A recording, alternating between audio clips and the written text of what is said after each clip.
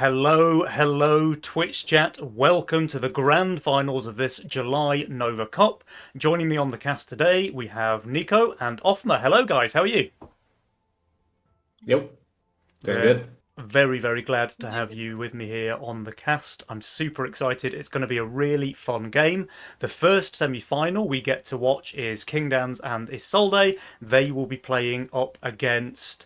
Remind me because I said this 2 seconds ago before starting the Back and stream. Lucy. Drakia and FC Lucy, yes. So, two players kind of widely regarded as the best players in the world at Legion TD2. That is, of course, King Dans and Drakia facing off on opposite teams. So, a pretty hype match, this one. I guess this is going to be the decider as to which one of those players gets to be the greatest of all time. Do either of you guys have any preferences here in terms of those two teams? I probably give a slight edge to Dragon Lucy, just because King and Genome haven't played quite as much together. Mm. So I think that when you're missing just like a little bit of synergy, you can definitely do worse against really good teams. hmm I would also give a little bit of advantage to Dragon Lucy just because they've played together thousands of games before. And I think this is the first time King and Genome played together, right?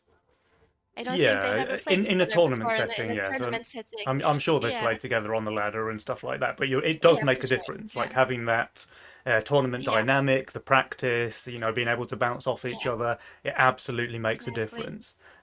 So yeah, I think that's a pretty fair summary. So I probably would lean towards Drakir and Lucy as well. But you can never rule King Dan's out of a tournament, right? Like the guy is just an absolute beast. So But I Yeah. would like to say that he hasn't been playing much this season. that is And true. this patch and last patch. So he is a little bit rusty. So Yeah. in comparison to King, Dragon and Lucy have been more active. Yeah. I mean, Lucy's just perennial, right? This girl just Yeah. plays 24/7. She gets so many games in, it's crazy. So Lucy's never out of practice. And Drakir's one of the developing team now, so he presumably has all of the little hacks behind the scenes, speed up his Mythian production, all of that jazz. But yeah, either way, guys, it's going to be a pretty exciting match. And with some last second technical difficulties, I think that means the stream started a little bit later than normal. And as a result, we should have the first lobby up pretty much now. Let's see if that's open. Yeah, we're missing Isolde. But something funny to note about Isolde is that now he's played with both halves of Abrasir and made it to the semis both times, I think. I think he might have even made it to the finals with Witterson a long time ago, but he's very well versed in playing both in high elo matches with high elo teammates, and he's kind of a mercenary, honestly, for people in Nova Cup who don't have a teammate and they need someone to get them to the semis. I feel like Isolde is almost a guarantee most of the time. So He's like the ultimate stand-in, Yeah. right? So if your yeah, usual Nova Cup partner isn't available, you give Isolde a call, and you know that you're going to do well. Yeah, he's a really good player, especially when he gets those pack rats. Like he has some sort of innate empathy with the pack rat, and he just knows how to use that unit extremely well. But yeah, it's always fun to watch these guys play, and like I was saying, it's always a bit of a grudge match when Drakir and King Dans face off. The two players who are kind of called the best in the game. They always have a score to settle. So this should be an interesting one for sure. Have we had Soldo join the lobby yet? No. King Dan's has we have replaced him. Vigor. King Dan's replaced him with Vigor for now, so hopefully Isolde will get into the lobby sooner. And then on the other side of the bracket, so we will have Joe Conyu and Demon Miner, who we saw in so many games yesterday. Those guys were playing extremely well. Yeah. They are facing off against Offma. They're playing against Johnny C and Sagittarius. Ah, yeah. So two really good players there as well. So Johnny C and Sagittarius, we didn't get to see any of their games yesterday, but again, two very familiar faces around the Nova Cup. Perhaps not as many tournament wins as some of the other teams in here today, but again, two very, very strong players, right up at the top of the ladder, consistently performing at that sort of level. And yeah, we'll have to see if they are able to win against Demon Miner and Joke, because those guys were on extremely high form yesterday. So that's going to be a tough match, I think. Yeah, I caught up with some of their games, and it looks like, I mean, Joke is probably the only guy playing YOLO, I would think, and he's kind of popping off with it. So hopefully we can see him maybe even a best of 5 and show off like kind of all their versatility.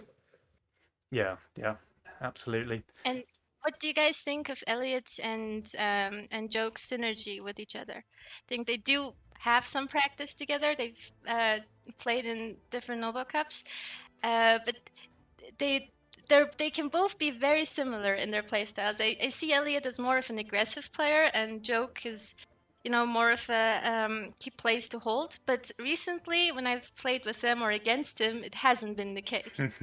So I'm not so sure how to place those two players together. What do you guys think? They played really well together yesterday, it has to be said. I mean, they came out top of their bracket. They won the upper bracket match. They didn't have to go through the last chance. I don't know. They just both seemed to synergize really well. It wasn't really like a designated carry support pairing. It was very much just they kind of both seemed to be on the same page. They both pushed decently. They both saved when they needed to save, and yeah, they made it work. But guys, game number 1 of the semi-final is finally here. We have Barnes Kieran on the left, that will be Drakir and FC Lucy, facing off against the Ashton fans on the right, that will be Isolde and King Dans. So without any further ado, game number 1, let's go! Yeah, Chaos for Lucy. I think she's one of her more favorite masterminds nowadays. Ooh, that's pretty spicy from Drakir. Oh, with the Saboteur open, yeah. Yeah. And that's a pick as well. That's not a Megamind. Yeah, and wow, I mean, this is going to be a spicy game. Yeah, Isolde straight into the Fiesta. That's something you don't often see in the semi-finals so much, right? Like, you see it picked a lot in the grand finals when it's a best of 5, but Fiesta's been kind of falling out of popularity, I feel, in the best of 3 series. Yeah, for sure. But he has a really, really nice role. And I know that Isolde can play pretty well with Fiesta. It's not like you think of Fiesta when you think of Isolde, but it's in his back pocket for sure. Mm-hmm. Oh, and look at this! No. Oh, Drakir! He sniffed it! Yeah, activated the dev FOV hack. And yeah, that's going to be a good start for him. I mean, he's Saboteur, so I mean, he has 2 choices, and he's going to win the coin flip this time. I wonder if Drakir's been doing some scouting, and if this was something that Isolde and King Dans pulled out in their kind of lower bracket match yesterday. But yeah, the snail here is going to catch Isolde unprepared. He was hoping for a 3 creep leak for his Fiesta. It's now going to be significantly more. Yeah, that's really nice for Lucy as well, with the high work opener and Drak too. Like, Adam will be pretty decent worker count as well. He gets quite a chunk of gold from this as well, right? So that's 8 creeps there in the middle for Drakir. So that's 8 bonus gold for him. It's 16 lost gold for Isolde. That's how the leak calculations work. Yeah. And sadly, no gold for Lucy. But no gold for Lucy. But King Dans does clean up everything in the mid, so that kind of mitigates the loss. King Dans picks up a bit of gold as well. And Genome actually saved here, and he's building the Steed, which I think would pro leak if it got like a 40 or something. It might even leak to 20, honestly, if it's bad with this positioning, aggro. I think the Steed tanks everything, right? So she's going to die real quick. Yeah. I think Isolde is leaking pretty hard here. I think 67% or something. He even got the second snail. Yeah, that's rough, but... And Lucy also got the second snail off, but King looking like he's gonna be fine. I mean, think. King's on 200 value. There's no way Yeah. he's leaking to a couple of snails. And Isolde does have the brute queued up. 50%, that's acceptable for 2 snails. Yeah, 50% Yeah, I think okay that's for a full not send. bad. He And I is- think he wanted the long wave Yeah. because he wants this actual central leaks on 3 with the brute.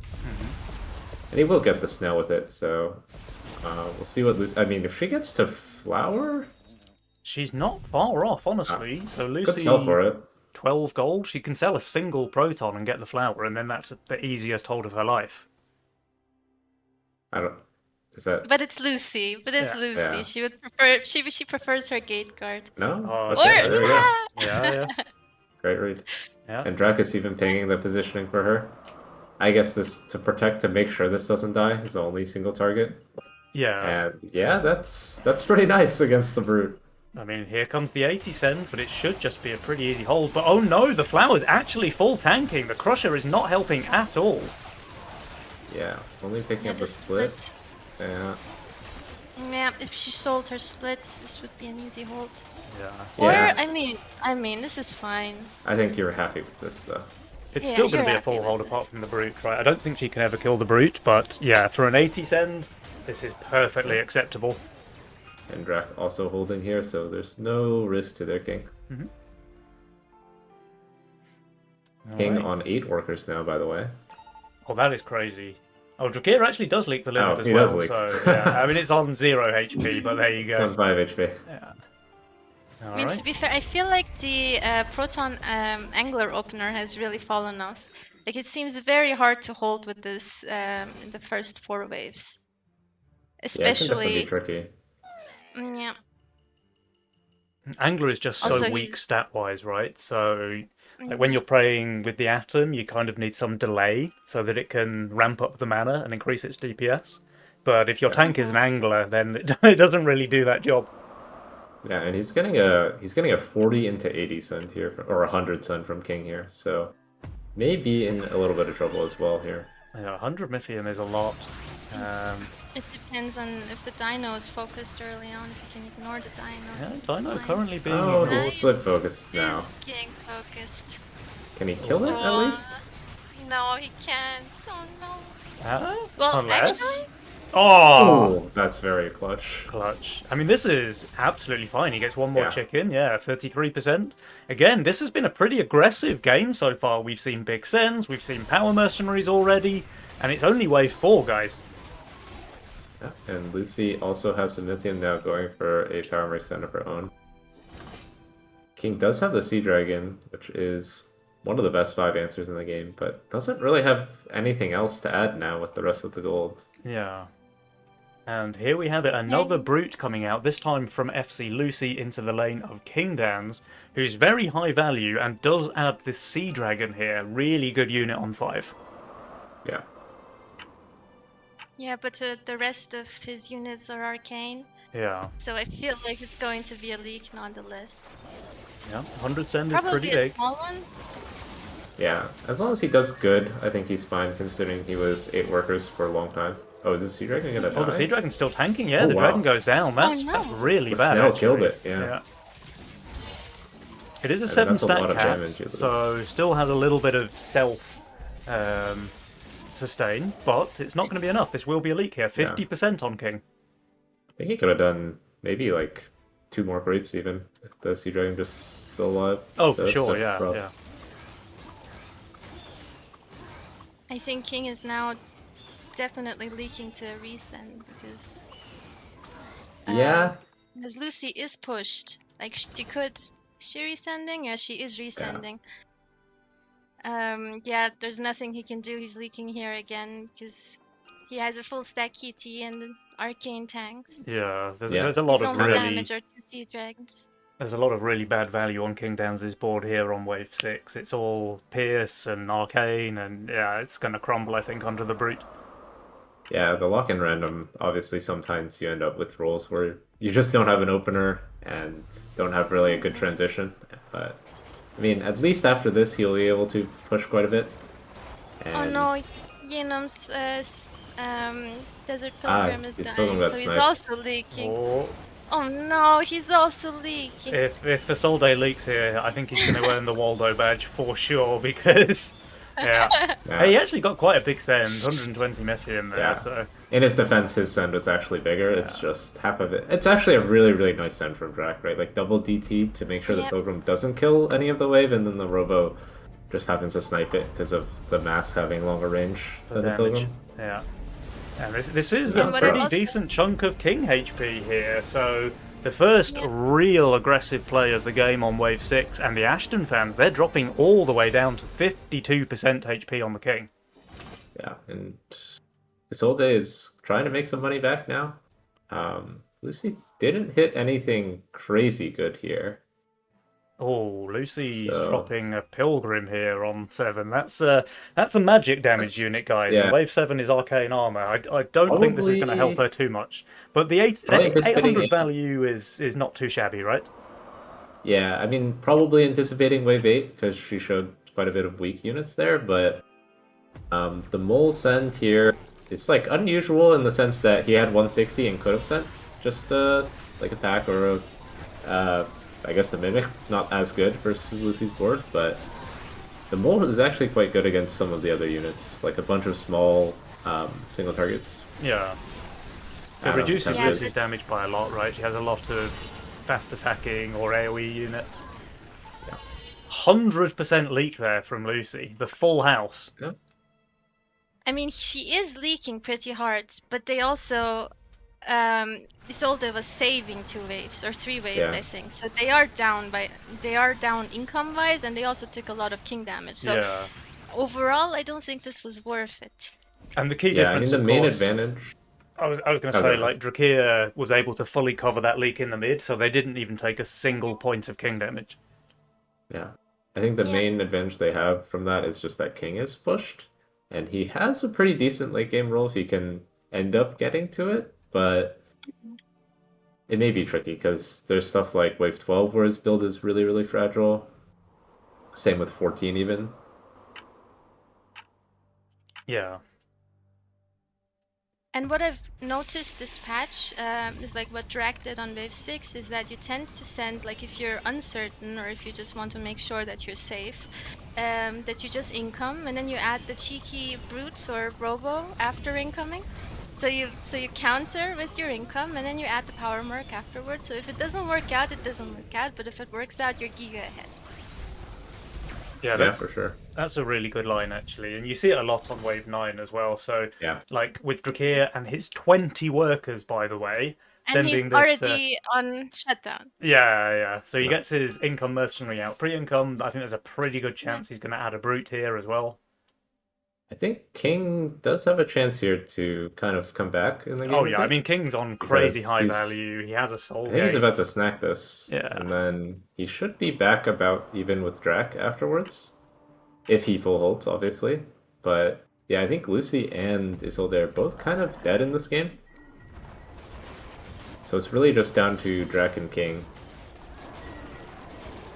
Yeah, and currently Drakir is winning that battle. Like, he's right up at the top of the power score chart. He's on fire, as you mentioned. He's having a really clean game. He actually did not add the brutes into Isolde's lane, by the way. Yeah, maybe thinking he was going to go for 10 recent. And yep, King Downs is able to snack this 200 Mythium send here on Wave 9. Yeah. So that puts him in a really good position. And Isolde's actually having a really tough game right now. I mean, his Yeah. role is a bit weird for the early game. That's kind of fair to say. But he's right down there at the bottom of the power score. He's got the lowest income. Yeah. He has the lowest workers. I mean, yeah, this is a tough game Started for out him. rough. Yeah, getting snailed on 1, getting 40'd on 2, and then that 6 is a pretty big send. It's just a series of unfortunate events for him this game. Yeah. Hmm. And now he's getting a full send. He was also on value on Wave 6. So his Pilgrim no. dying. Oh, Oh. oh no, his damage died. Oh, His Isolde, what have melee you units went on a done? journey. The Hermit perfectly Oh. drawing the aggro. Yeah, this is not his game right here. This is Yeah. a couple of unforced errors from Isolde on wave 6, again here on wave 10, and it's really harming his game right now. And I mean, he is leaking to income sense. Like, Drake did send 4 DTs and added the little hermit at the end. So this Yeah. is really, really not helping his game. Yeah. But to be fair, they do. They also don't have a really good Sui angle, honestly, since Yenon is sending into Lucy. Yeah, That's I true. do think there are ways that they can win just because there are no king ups really for Drac and Lucy. Mhm. But if they do make a mistake, they will take a lot of damage. Yeah. Question is, it might be hard for them to make a mistake right now because I mean Drac is gonna have a very, very strong build for the wave 12, and Lucy will be really, really strong on 13 with the Phoenix. I could see So 14 working against both. yeah, I know like Drakir has kingpins there, but a few ogres will do real work, I think. yeah, I do think this game is going to come down to a wave 12 send, though, the way it's looking. Everyone is fairly undervalued besides Drac. I mean, Drake is farming kingpins. Yeah. So this is pretty smart. He sees that the wave 14 is coming. Although Yenon and King are pretty pushed. Yeah, I think this is a wave 12. Just everyone is pretty Yeah. low value and doesn't have the best 12 builds on some of the lanes. But maybe not. We have a save. Okay. Might be wave 14. Or income by one of the teams on 13, I think, Yeah, it's a if they get scared. I mean, Isolde is very leakable whenever, right? Anyways. Like, he's super low He's It's value. probably best on 13 with Yeah. the villain, Halo, and good Yeah. natural tanks, but King is also wanting to play for 13 with his build because obviously 14 will be a bit rougher. Yeah, I just expect 14 from both teams, to be honest.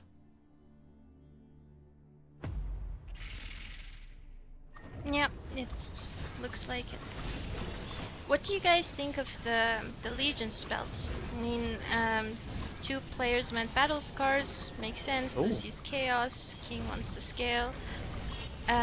With Drake went Executioner. Did you already place it on a unit? Or Yeah, it's on his Oh, nucleus. On his nucleus. what do Okay, you well, guys think of that?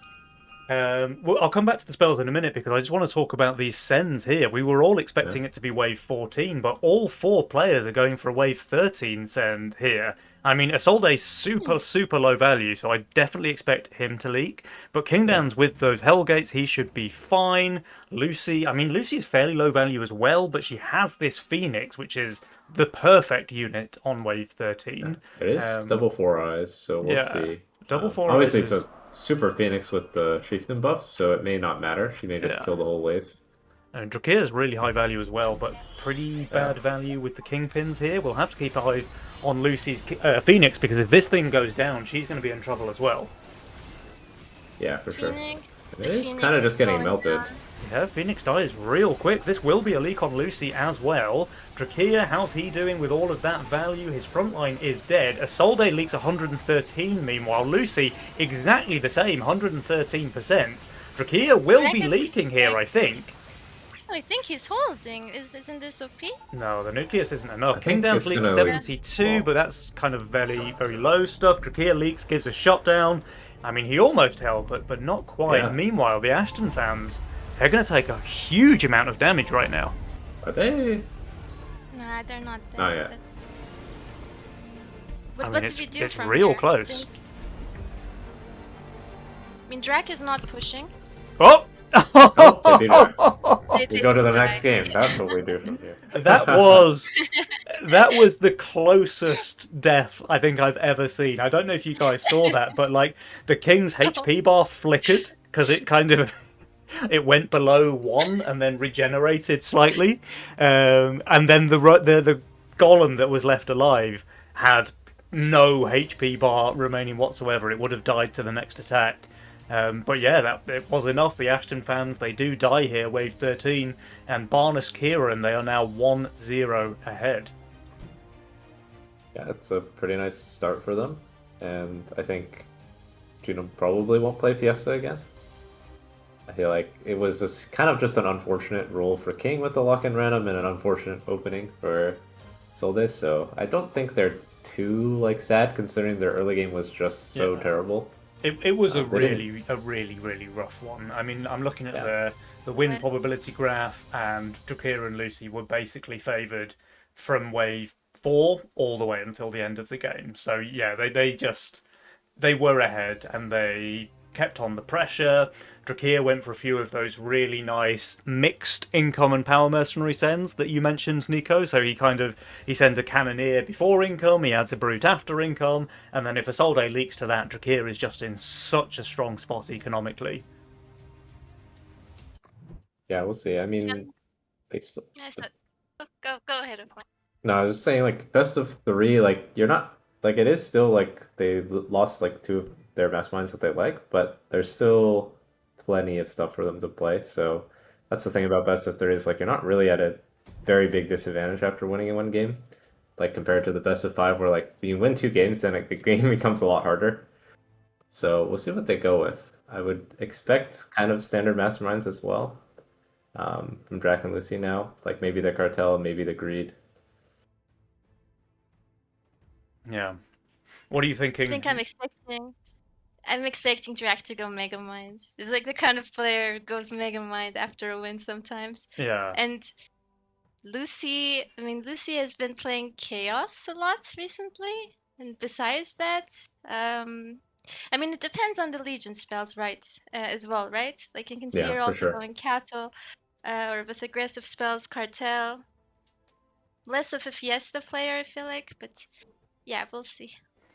Yeah, I definitely think a cartel would be a good pickup for Lucy here in game two. Like, they're 1-0 in the lead, they just need one more game and they're in the grand finals. I think in that situation, you just go for your old favourites, and cartel, I think, is Lucy's most played mastermind and certainly one that she's had a lot of success with. So I definitely wouldn't be surprised to see the cartel picked up here. But Yeah. Yep. what do you guys think? The difference needs to be on the side of King Dans and Isolde. Like, was this just a role difference? If they had better units, would they have been okay? Or was there some strategic problems in their gameplay as well? I think Isolde with a better early game, and they're probably in a decent spot because like even though King kind of had a rough game on 5 and 6, but that was like it had to be. Hmm. So if Isolde is like doing a better job covering when King is having some trouble, then it should be fine considering how the King spot in that game when they were having a rough early game. So All right. Yep. Well, we're about to see if Isolde and King Dans can improve over their game one performance, because these players are not messing about. We're straight into game number two. Let's go. so greed for Three. Drac. Oh, This time Saboteur. Saboteur. You got inspired. So And King's Guard. Yeah. King's Guard from Lucy. Okay. Wait, do Lucy and Drakir have identical roles? I'm looking at this and there's a Yeah. lot of like spot the difference going on. Cash out freaking Den. So didn't like the lock in random, giving him random units and said, I will pick my role with Yeah. the fast early game still. And has a much better role with like Gate Guard, Yeah. Cat this time instead of just Cat. And Isolde does have that pack rat here in game two, so Yeah. let's see if he lives up to his rat moniker. It's tried and true, but he may opt for something like the skeleton instead. We'll see. He doesn't have a very good role, I would say. Like he can kind of play the game, but doesn't give him that much stuff to work with. Like We've Poda and Phoenix, the only carry units. But he is gonna go for his rat. There we go. And will he save on one or snail? It's a Save save. on one. It's And well, Lucy could stay for workers, but Crab Start is a little tricky. Yeah. If she does stay 4 workers, how much gold is that for Lucy? It's 80 or so, right? So I don't think she can Yeah. afford to add a serpent, unfortunately. Probably be like Yeah. Buckler, Pee-wee.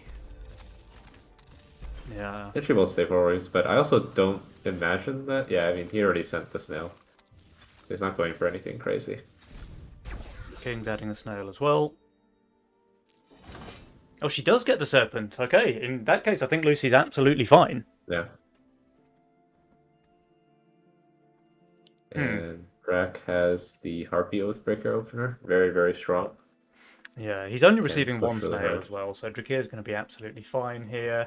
Let's have a look. Isolde's getting snailed as well, but he also has a Sea Serpent, so one of the best units on Wave 2, by the way, guys. Yeah, and Isolde's just saved the rest after snailing, so Okay. still keeping the pressure on. That's actually a pretty interesting play, because he can scope out Lucy's build, see what she's added here, and he still has a decent amount of pressure onto her for Wave 3, so if he wants to go for a Power Mercenary Send, or even just like a DT Snail, then I think Lucy could be in trouble. Yeah. And Lucy just went 6 workers. So if she does get 60 cent, she will be Yeah. in big trouble. I mean, even the 40 Send, like just the DT Yeah, here yeah. is going to punish Lucy, I think. Yeah. King 6 workers as well, but he has a much cleaner build with the cash out. Like really, really strong units, so he'll be fine, I think. And so that doesn't go for the full sun here, so we'll see how this does. I mean, the crab can just never wow. kill the dragon turtle, right?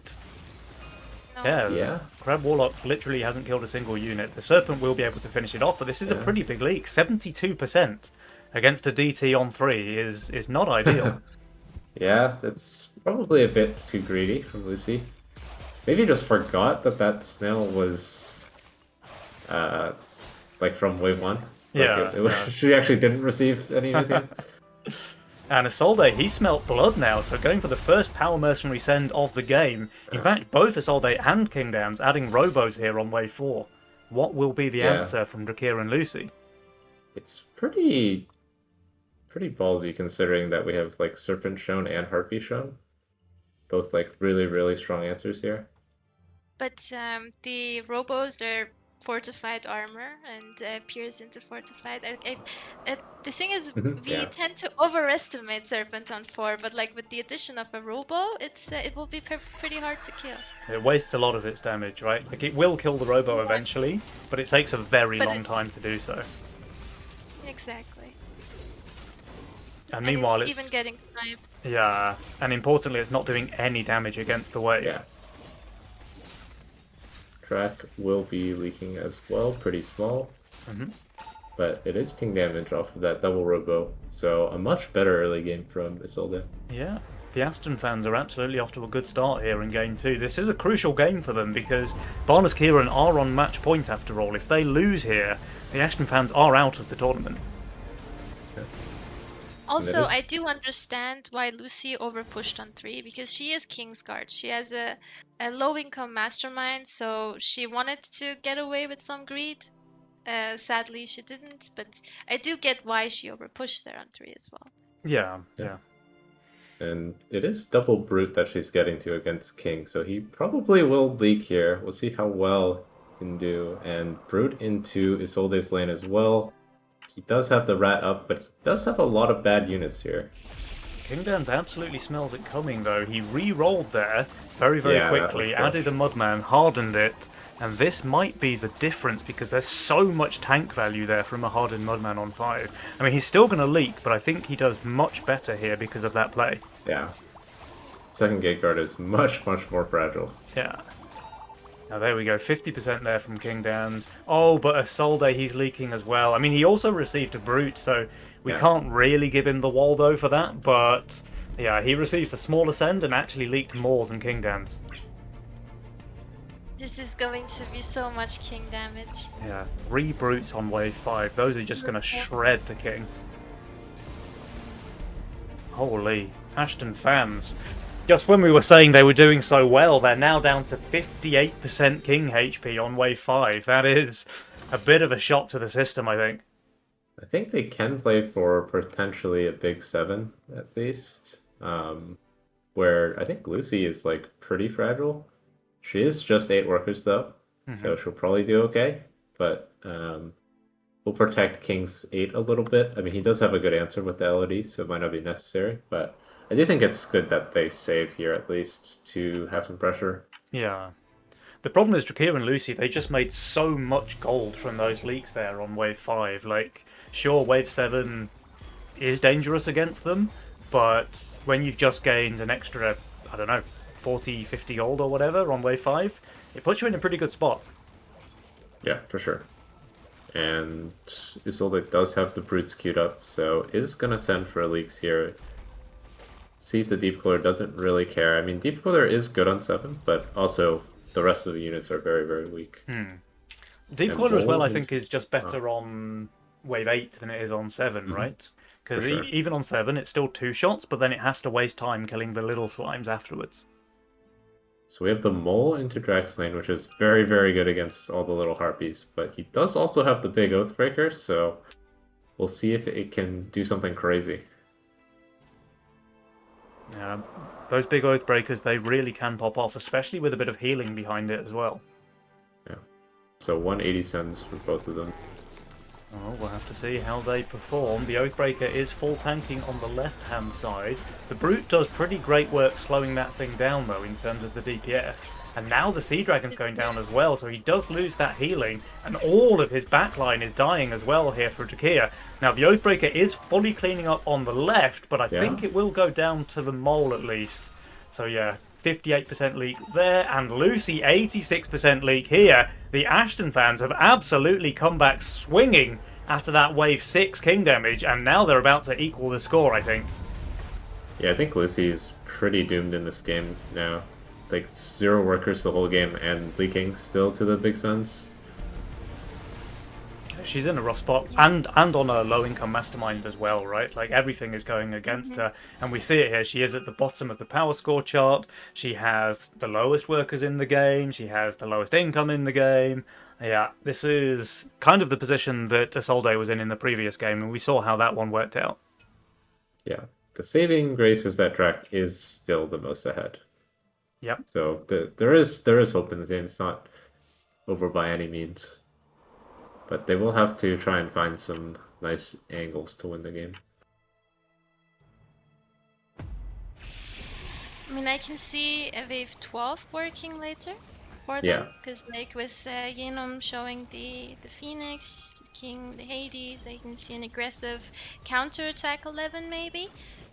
Go for 11 leaks and send big on 12 because they do have only 58% King HP. It is possible. Yeah. Yeah. I think both teams really are within one-shot territory to like a big aggressive send. Yeah, and Drac and Lucy do save, so the options will be open.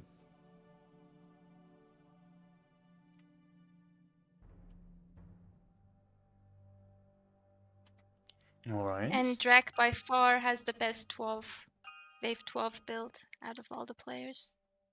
Yeah, While being ahead. Kind of looks like they want 10 even with Drac's spot. Because I guess if it's like if they skip 10 on Drac and Lucy, I don't think they can just go 12 because they look kind of fragile on 11. But we'll see. Lucy is on very, very low workers right now. And King full shifted here. I'm not really sure. He doesn't actually have anything to full shift for, but it is still, I guess, just him trying to bait in the send now. Well, Lucy does have the Power Mercenaries queued up, so I guess the bait will work. And Gina will get the Phoenix if he wants, if he can sell for it. He may just go for something else that's better on this wave, but I feel like you kind of just get it. He does have some good damage to pair with the Phoenix as well. Like, I would think you could just sell the pack route here. Yeah, he is. Or? No. I don't think the Oathbreaker is the best build here. Wow. That's going to be a leak on Isolde, I think. He does have a very high value count, so perhaps there's a world.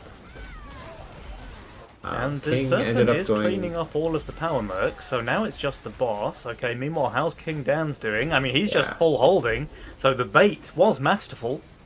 Yeah, he does have 2 Sky Queens against the pack leader, so he basically just out DPS the... And Lucy is going to leak small to the full Lizard Send. Yeah, but This is crucially, really Isolde good. barely leaks to the full send, and Kingdown's Yeah. full holds and covers. So the Ashton fans, with a masterful bait there on wave 9 into 10, now puts them in a really strong position. Now things are a bit rough, yeah. I mean, with the addition of the 2 oath breakies, they can just full push for 12 if they want to.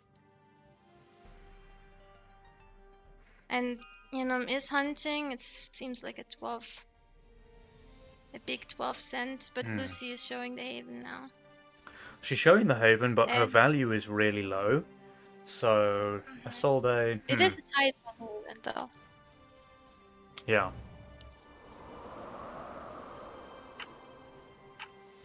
Does she even get enough gold though for the Haven upgrade? Like her income is super low on Lucy. I think she would have to send for She it. would have to send, yeah. Yeah.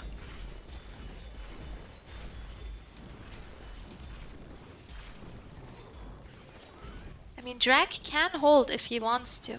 Does have pretty good units, and he's on value.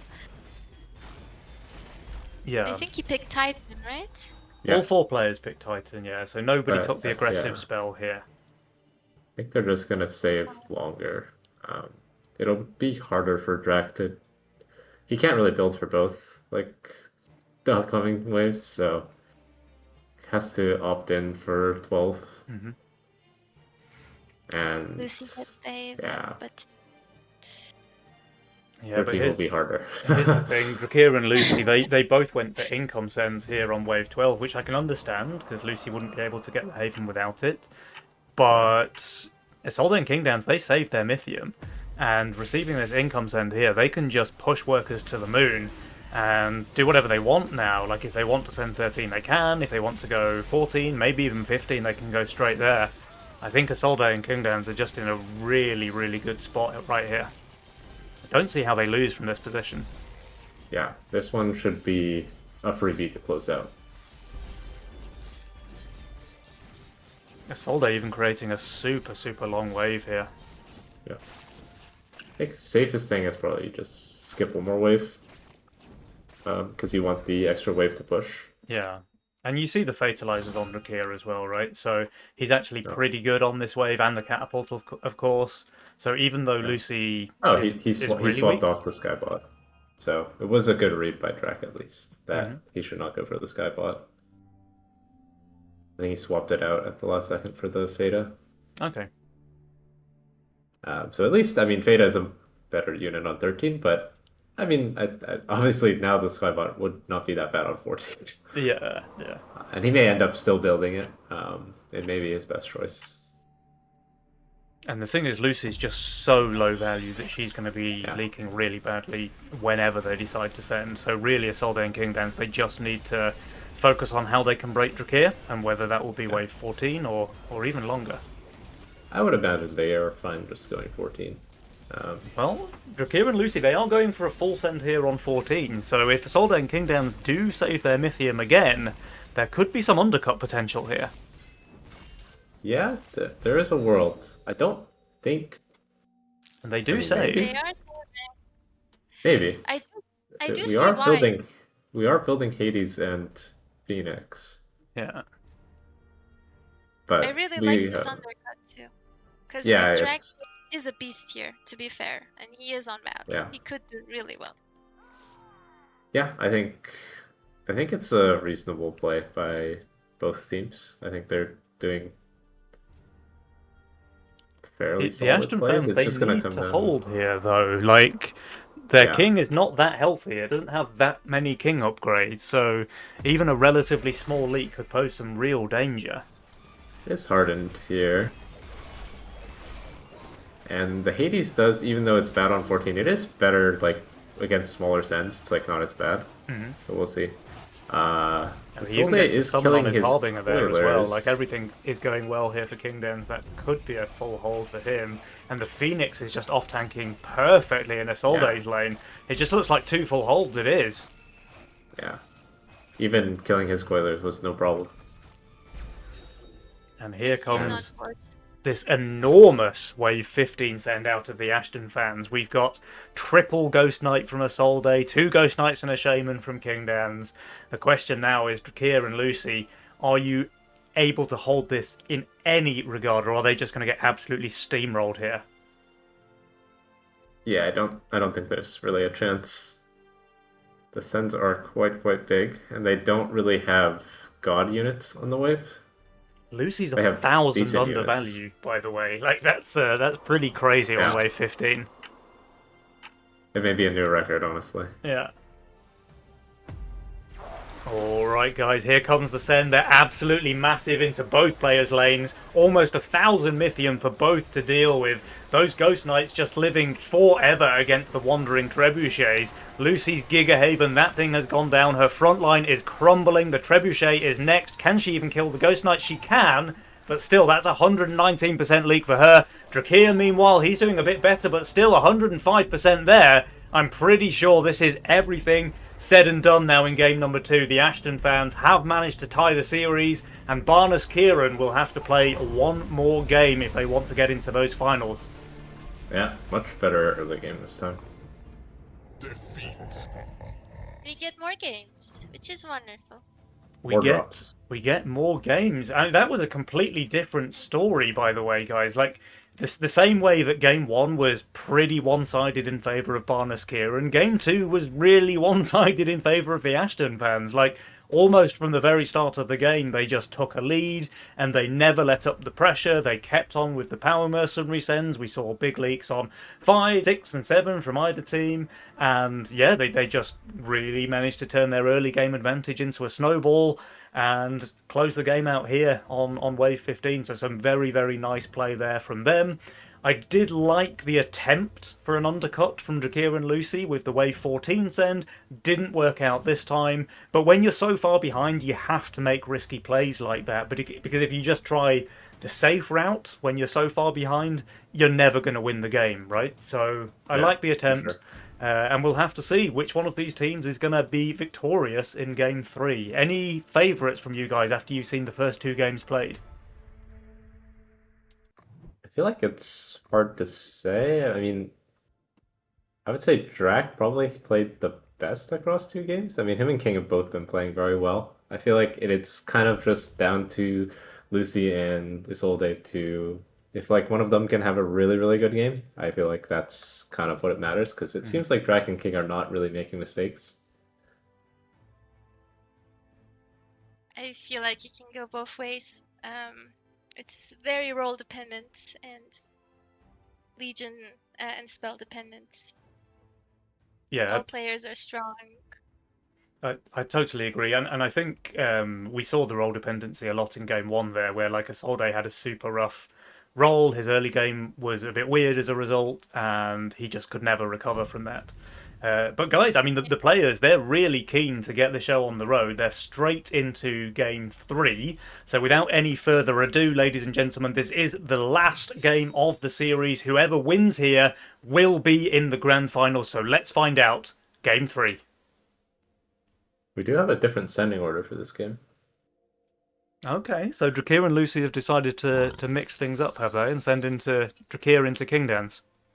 Well, I don't know if they did that or it was just King and Genome just joined in a different order in the lobby and they didn't really care. Yeah.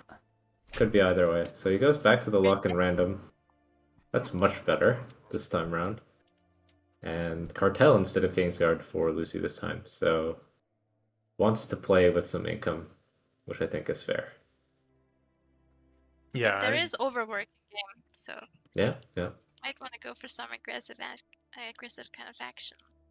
Yeah, and Yeah. Cartel absolutely shines in games where there's a big aggressive spell for wave 11, 12, right? Because if you just close out the game with a massive send on 11, then you have no penalty whatsoever from Cartel, effectively, and you've just snowballed with a really strong early game mastermind. So it's a really good pickup in this sort of game. And yeah, I think as we discussed before, Lucy is a really good Cartel player. I think it's her most played mastermind, so we'll have to see if she's able to snowball this one to victory. Yeah, going with the Nightmare. Pretty decent Nightmare roll. No true synergy for the Nightmare, but will have the villain later and has really good support units. There was a snail Save into send into King. Isolde, but he is absolutely not playing Fiesta again after the way it went in game 1. Yeah, that's a snack. And the save onto King will be a nothing, as he's going to be just fine with the Crusher. A really slow wave as well. Yep.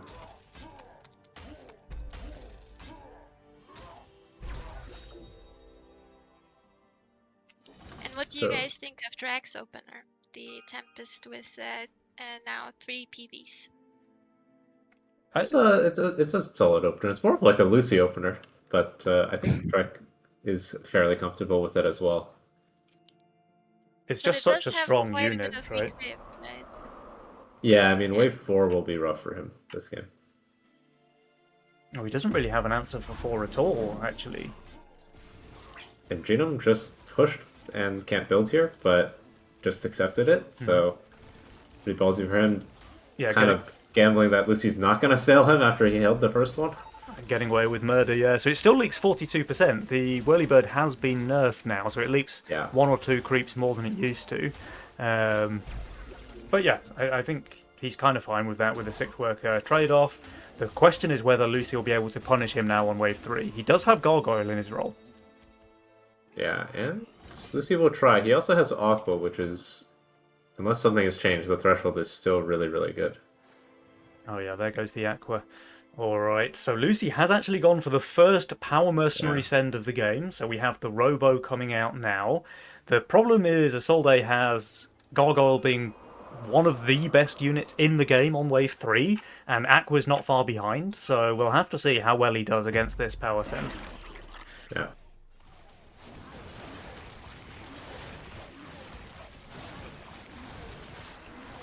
He does have lovely split tanking, and the Yeah. The Whirlybird is just permacasting now? Well, Yeah. now it's Yeah. not. but this is But, like, I believe yeah. this is completely fine. Pretty good, yeah. He's pretty fine with that. 36% leak against a Power Mercenary send, and 7 workers now for both Kingdans and Isolde. They have taken that lead already. Yeah. Actually, sending the Robo meant that Lucy was not 7 workers during the wave. She was stuck on 49 gold. She can afford it now, though, with the leak gold, so Yeah. she does get her 7th worker. Drakir, though, he's having to stay a bit safer there on wave Yeah. 6. As you mentioned, Nico, he just doesn't have any good units on wave 4.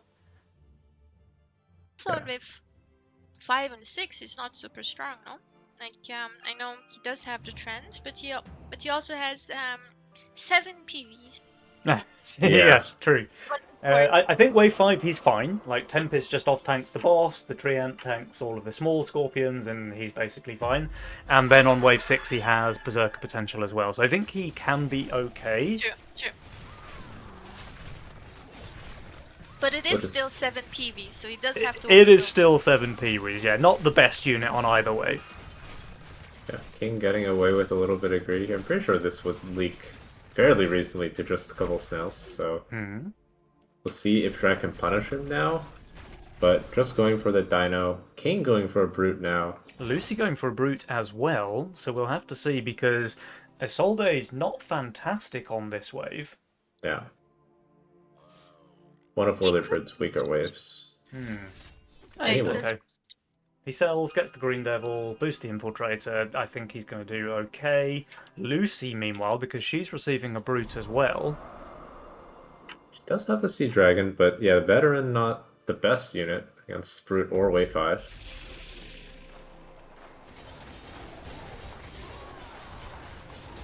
Sea Dragon tanks the boss perfectly, stays alive, keeps doing that damage, keeps doing that healing. Drake had to stay 7 workers because of his weak waves coming. He is going to start falling behind. Lucy will leak here, but again, a very strong performance there. And in fact, Isolde a matching leak, so 233%. And I think their teammates both should be able to cover those leaks. Yeah, I mean, but thing is, the cartel player is trading with the stash player, so I think they're happy with that. If this game goes late, Kingdans and Isolde should absolutely have the advantage, right? Yeah, I mean, they're the same income with cartel on wave 6, so Yeah, not an ideal start actually for Lucy. And with Drakea being super, super low workers now compared to the rest of the lobby, this one Yeah. could start to be looking dangerous for Barnes Kieran. Yeah, Freedom doing a really good job just saving and incoming. Not really letting Drak play much.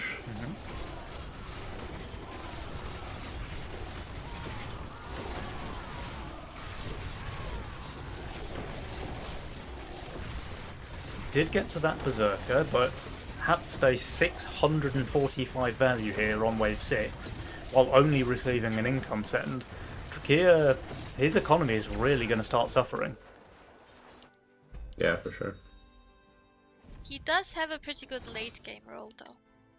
Oh, he And does. this one, he does. He can have the Super He Hades. Super Hades. With the trends, with the front trend, the skellies, like like they could potentially go for a longer save with this role.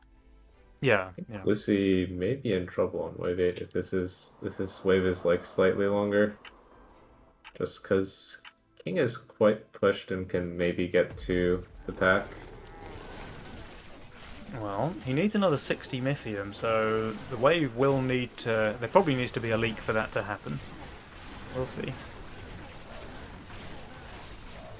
Drakea has finally been able to push some workers. He's up to 11 Yeah. now, but that only brings him equal with the bottom of the pack. Lucy, meanwhile, she's trying to push workers for both of them. She's leading the way now with 13. King Dans, he does go I for will a just full go for send. Brute. Didn't receive pack, of course. He was a little bit shy of that, but he will be able to go for triple brute. Yeah, it's also pretty good. I Do would have have- preferred Lucy to upgrade this instead. Yeah, it's Because- definitely the best possible thing against brutes. Or pack. Yeah, it's like the best killer. And she already has Like tank this. value, right? Yeah, I like the line actually with the Sea Dragon upgrade. We'll have to see. So 160 Mythium here for Lucy. She's quite low value, but very good units for the wave, so we'll have to see how she does. And the Sea Yeah. Dragon didn't die, which is perfect. Yeah. Yeah, she's cleaning up But at I- least the left half of the wave, so around a 50% leak. I think that's kind of acceptable for Lucy. Yeah, Yeah, 51%. he was quite pushed. Drakir, of course, holds. He won't be able to cover, though, so there will be a little bit of king damage. That's crazy, with all the leaks we've had so far this game. And this is the first blood now being dealt on wave Yeah. 8.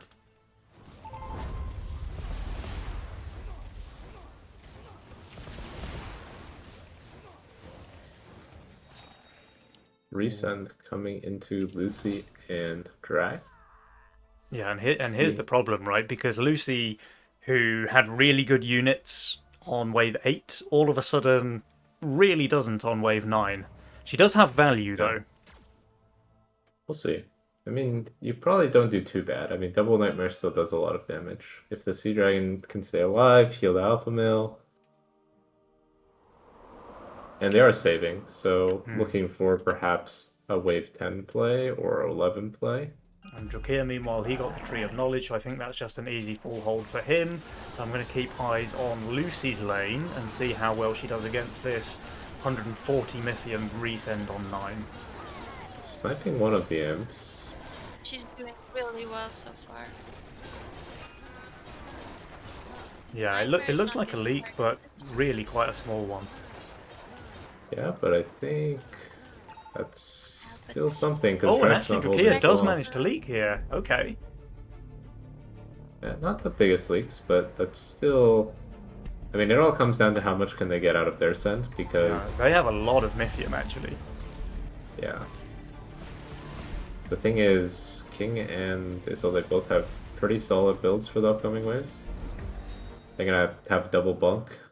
Well, they save again. They really are all in on this Cartel Wave 11 overwork play. But they both happen to have bunk. There is villain as well and GA. Like he could GA the bunk and it's giga value. Yeah, King is not sure if he should build for... I mean, it looks like Genome said, I'll build for 10, you can build for 11 and 12. Like, Genome going for fully boosted Orchid Daphne here rather than Yeah. Monk, so it will be on King for the next waves. I mean, they are in Ram territory, so that's something. But Yeah, they both already have siege rams. Drakir's actually going for the 4 eyes though to be yeah, able to kill feels that like yes, that yeah, bunk from Kingdoms. maybe a good call because if we went Ram and King went for the Zerker, perhaps as just like a Ram killer, that would have been pretty bad. And a pro leak here from Pro leak, Drakir yeah. just to make even more Mythium generation time.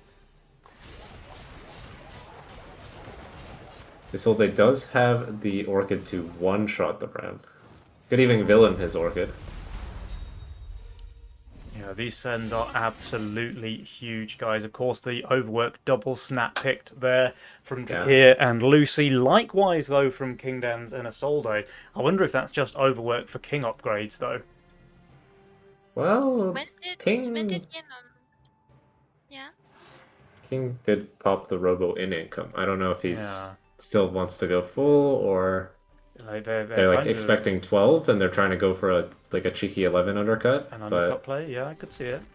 I mean, If you Isolde don't could go for stash like here- a pack leader here if he wants to. Yeah, there we go. and he Okay. does. I think it's fair. I mean, Drac did leak last wave. Yeah, so just playing for the race instead of trying to hold. Yep.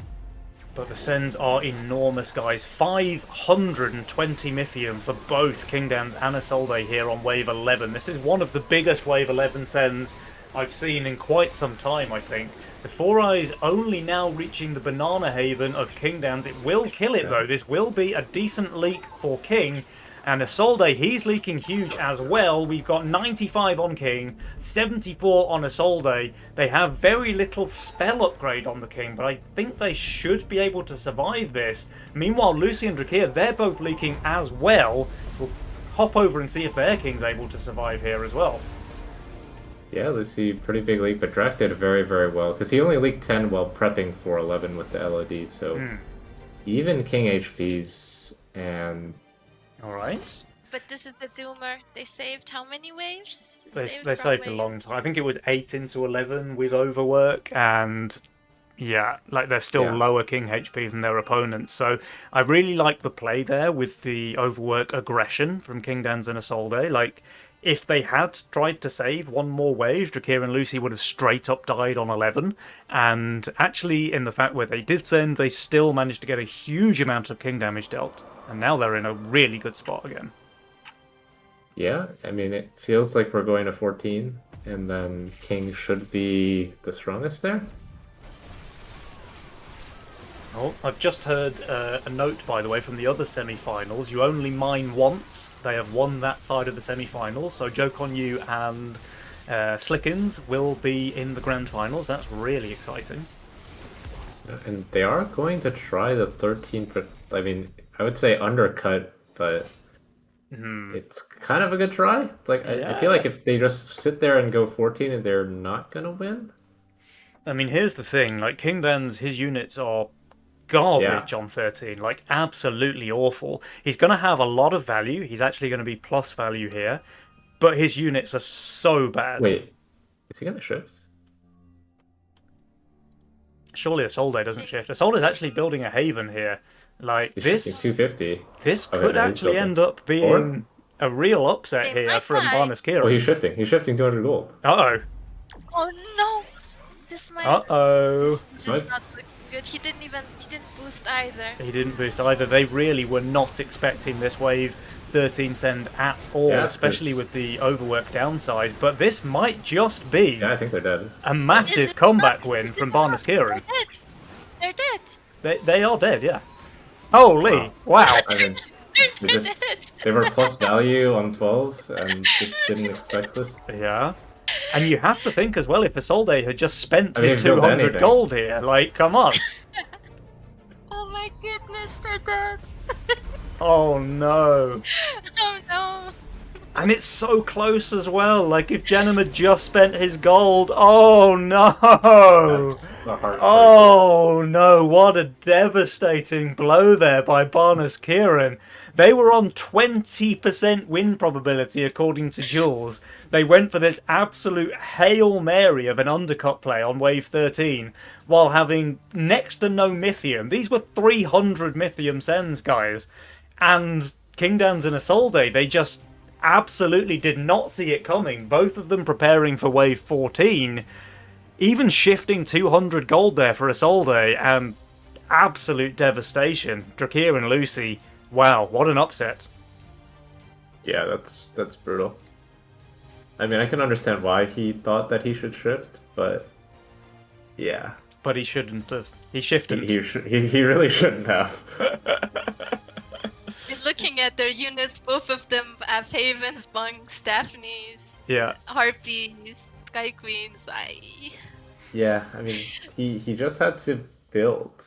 Like he didn't even, like it was fine for him to build for next, but He just yeah, had he to just spend had his to gold. Yeah, build. I mean, Yeah. Isolde even added the Haven there as well, right? Like, if he expected the 13 send, Isolde could very easily have held, like very easily. He just builds 2 or 3 orchids, maybe boosts them, and it's not even close. He holds his lane. He probably full covers his teammate as well, and they win the game on 14. But that's not always the way it works in Legion. And yeah, Drakir and Lucy with a very smart, albeit very low percentage play of that 13 send, coming out on top. Really, really well played from those guys. What do you think, Nico? Yeah. I mean, it's one of those scenarios where you just outread your opponent. Because, like, they kind of expected, like, okay, they're going 14 for sure. So, I think, Drag outread the king, or the in this instance. Or, because, like, there have been a lot of games where you see there's a Phoenix on board, and then, okay, so, okay, we all go 14. Fine, and then wave 13 starts, and the opponent with the Phoenix is like minus 600 value, shifting for a Doomsday, and all of those things. If you had just sent, you win the game. So it's like, yeah, it's a lot of mind games going on, and Yeah. in this one, Drac and Lucy came on top. Yeah. And the thing is, you only go for that play because you're behind. Like Yeah. you could only ever do that because you can't win the game Exactly. normally. Yeah. So it's just rough. I mean, like in retrospect, like Isolde has to know that like they're so far ahead. All he has to do is like not shift, and they can win.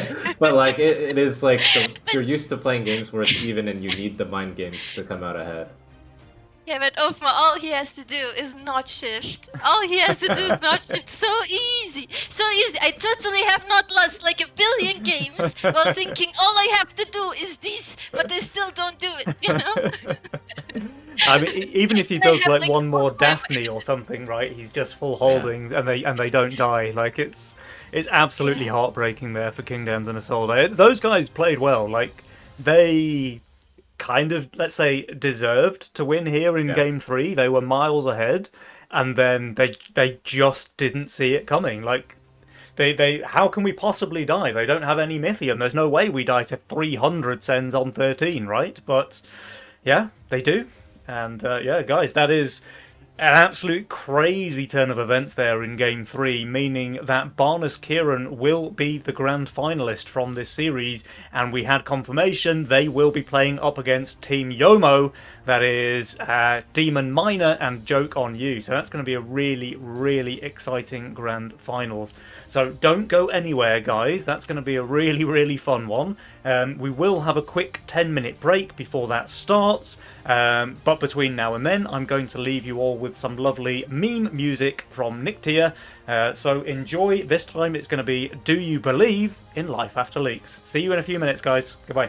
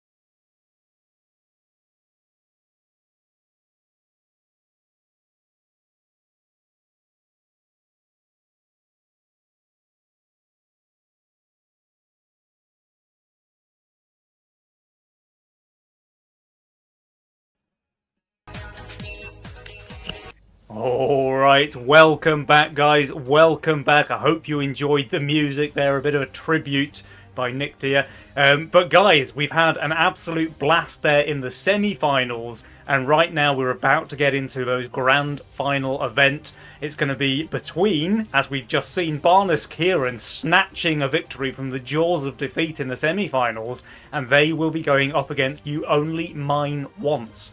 Joke on You and Demon Miner, who we saw play a couple of their series yesterday, and they were incredibly impressive, it has to be said. It seems like they're continuing that streak here today. They have defeated Johnny C and Sagittarius in their side of the semi-finals, and they are on top form. So we'll have to see as we get into the grand finals which team will be able to take this month's championship. What about you guys? Have you got a favourite here?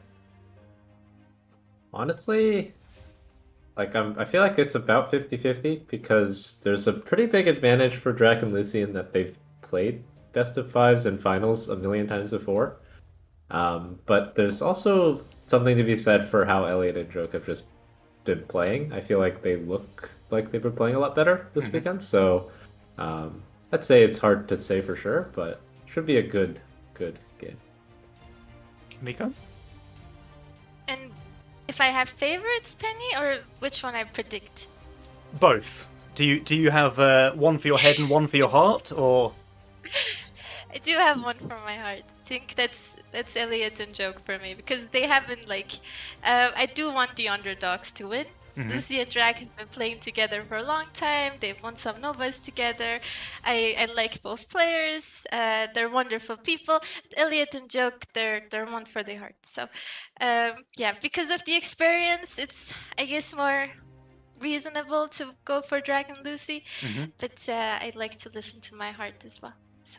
All right, fair enough. Do you know what? I 100% echo that sentiment. Drakir and Lucy, they've won plenty of Nova Cups. Yeah. They've won it so many times. They don't need another one. They don't need it. Joke on You and Demon Miner, I think Demon Miner may... I mean, he's certainly been in the finals before. I don't know if he's actually won one. He's got a Nova Cup. He's got one under his belt, yeah. But Joke on You certainly doesn't. So, look, it's a new team. They've been playing incredibly well. Their games yesterday, honestly, were amazing. They made the game against King Downs and Isolde look a lot more easy, let's say, than Drakir and Lucy did. Like, they struggled and kind of just barely won there in the semi-finals. Demon and Joke yesterday, they made it look pretty simple, to be honest. Like, they were on really, really good form. So yeah, if they can keep up that momentum, keep up the pressure, keep up the level of play that they had yesterday, I think they're in for a really good shot. And what's more, I want them to win. Like, I want a new team to take the crown, especially on this weekend of all weekends where we've got all of the new players. And by the way, a big welcome to everybody joining us from the Epic Game Store. I hope you're enjoying your time in the game. I hope you're enjoying the show, watching the very best players in the world. And yeah, we should be able to hop into this grand finals right about now. Let's see if we have a lobby available. We do. We do. Okay, let's jump in. On the way. All right. Let me just arrange the scoreboard. Anything you expect from this game? So we've talked about favourites, but what style of play do you think these two teams are going to bring to the table? I mean, I think for sure Demon Miner will be playing pretty fast and pretty aggressive. I think Joke, I think they're similar players in that they want to push their advantage by playing under value and having high workers, but I think Joke is just like slightly weighted more towards saving and power mercs, and Elliot is slightly more favored towards sending a lot more, but not necessarily sending less power mercs, but just slightly more focused on enabling himself rather than disabling the opponents.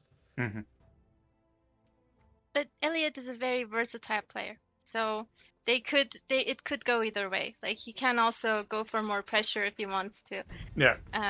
Obviously on the ladder it's more income heavy, but in Nova it could also be longer saves. Yeah, the thing about Demon My Miner is like when he's streaming, Yeah. his brain is obviously working at 200 BPM, and he doesn't always fully concentrate on the game. But when he's in Yeah, the tournament yeah. setting and he locks in, and all of those 200 BPM are dedicated to the game, the guy's a machine. So, guys, without any further ado, here it is, the grand final. Barnes Kieran on the left, You Only Mine Once Oh on the my right. goodness. Let's Staying go. true to their names, YOLO and Miner. Yeah, but I think Joke might be slightly more screwed this game. He's Oh my cheapest goodness, units what is this 125 That- gold. that and is- yeah. That is the YOLO roll you do not want to see And here then in the grand Drac finals. locks in the yellow roll, but you actually get to select all 6 of your units. I mean, Drakir's not even trying to hide his dev hacks right here. Like, this is a disgustingly strong YOLO roll. This looks like a hand-picked greed roll. He has synergy. He has Disciple with Violet and with Atoms. He's got tanks. He's got everything. He's got cheap units. Joke on you. He has nothing. He's going to have a really got a lot of tough fortified. game. He's got a lot of fortified, a lot of impact damage, and basically nothing else. How would you guys play this role? Like, what would you open with, and how many? Like, he has to stay low workies this game. Either this or he full pushes. I think I would open with the wind thingy, the More point. the warp wing, Skybot. yeah, his one arcane unit, I did the warping. and then maybe hope that you can add a samurai on wave 3. I don't know. It's a tough like- one. It's a really tough Play one. more workers, I guess. Yeah. When Drag is pinging it. the mudman opener. Yeah. I mean, they know he's YOLO, and when someone starts Mudman when they're YOLO, you like start to question things. Yeah. He knows Start to question. it's not ideal. He has gone 5 workers though, so Joke, I mean, we'll have to hope that he actually is able to add something on wave 3. He may just leak to no send here with his... Okay, he He's will gonna harden the Mudman. And that does no favours on wave 3 though. This is tough. But going back Let's to focus your on wave question, Nico, how would I play a role like this? I mean, obviously you hope you don't have to, but I would just play to enable my teammate. Like, I see a role like this, Yeah. I know my own game is doomed, so I'm just going to try and starve my opponent and hope that my teammate can carry, because Joke on You is not carrying this game. Yeah, for And sure. Elliot does have a really good role, honestly. Like, he could, he also has his reroll, and there's Protector in game, Magician, King Magician the Harpies. Like, he does have a carry role, and Joke does is already in trouble. That's really bad, actually. Yeah. He hardened the Mudman there, by the way, Yeah. and still leaks 40% against no send. He's Does kind he of get the doomed. Warplane? He does, I right? mean, he does get the warp. Yeah, Okay. he does get the warp. He's back. He's Barek. Alright, I mean, Joke has managed to find a line that gets him through the first 3 or 4 waves. We'll have to see. I am afraid this might be a bit too high, guys. Like, No, I think that's perfect. what is he getting? I think it's perfect. It's perfect. Yeah. I mean, he's not getting a lizard or something like that, Yeah, so it should be okay. Yeah, but the lizard, I think he would have just gotten sniped. Yeah, the Mudman still split tanks half the Yeah, wave. I think looks it's pretty spot on. Yeah, this looks good. Lucy receives the double snail, but she has gargoyle and seedlings to pair with her archer. She's absolutely fine. Demon Miner, of course, with the priestess, he's fine as well.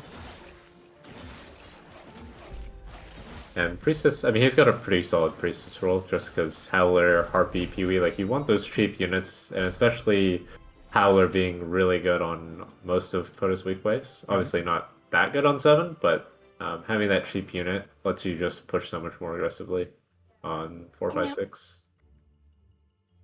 I just can't get my head around how different these YOLO rolls are. Like, Jokes is borderline unplayable, and Drakir just has an absolute hand-picked roll here.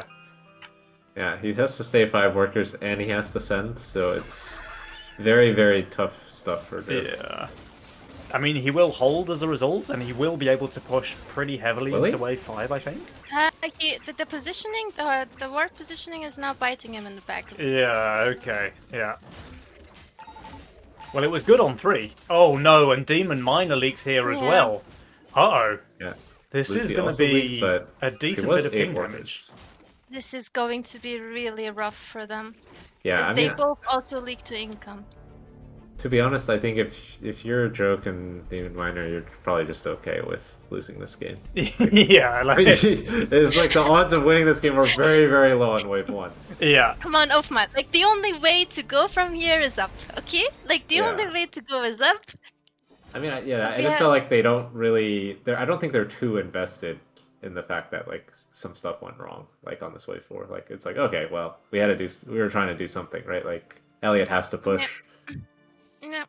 But essentially, the YOLO gods have spoken, and they've decided that Joke on You will lose this game. So, Yeah. Lucy is sending Yeah. on probably his best wave, so we'll see. To be fair, this guy will just He didn't Yeah, add will he that is win? true. Because like it Oh, does I get don't- targeted by like more than one Yeah, creep because no. of oh, and positioning. it dies. Oh no. no. Uh-oh.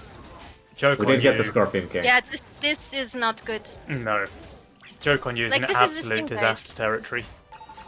Uh-oh. Well, And Demon Miner Might as be well, a leaking speed to run. the Dragon Turtle. You only mine once. They lost 19% of their king on 4. They're about to lose another big chunk of it here on 5. yeah, but the thing is, if I know Joke on You, he's clicking YOLO again next game. Oh, of course, yeah. He's committed Yeah. to the bit. It can't get worse than this, I think. Yeah. If it's worse than this, we all of us should submit a report to Jules. Yeah. I mean, it's just match fixing at this point, right? The developers, they've Yeah. they've tinkered with the YOLO roll shenanigans behind the scenes. Drakea's got the ideal 6-unit setup, and Joke on You's got absolute garbage. If name equals Joke on You, make cheapest unit 125 gold. And oh no. Oh. And Elliot is getting a recent here, which means there is going to be Yeah. a long wave, and Joke hardened, which means he's getting wrecked next. His Princess is tanking zero. perfectly, though. Yeah? But it's still a big leak. still a Like leak, the yeah. brute is getting focused, and long wave not favoring Joke. He's barely holding the no send, Uh-oh. and he hardened. He hardened, Guys, I he think hardened. they're dead. Wait, Wait, he's not. he's not barely holding the no send.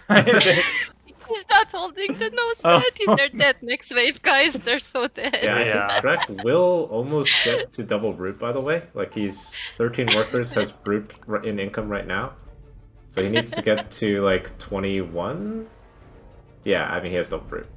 Easily. Yeah.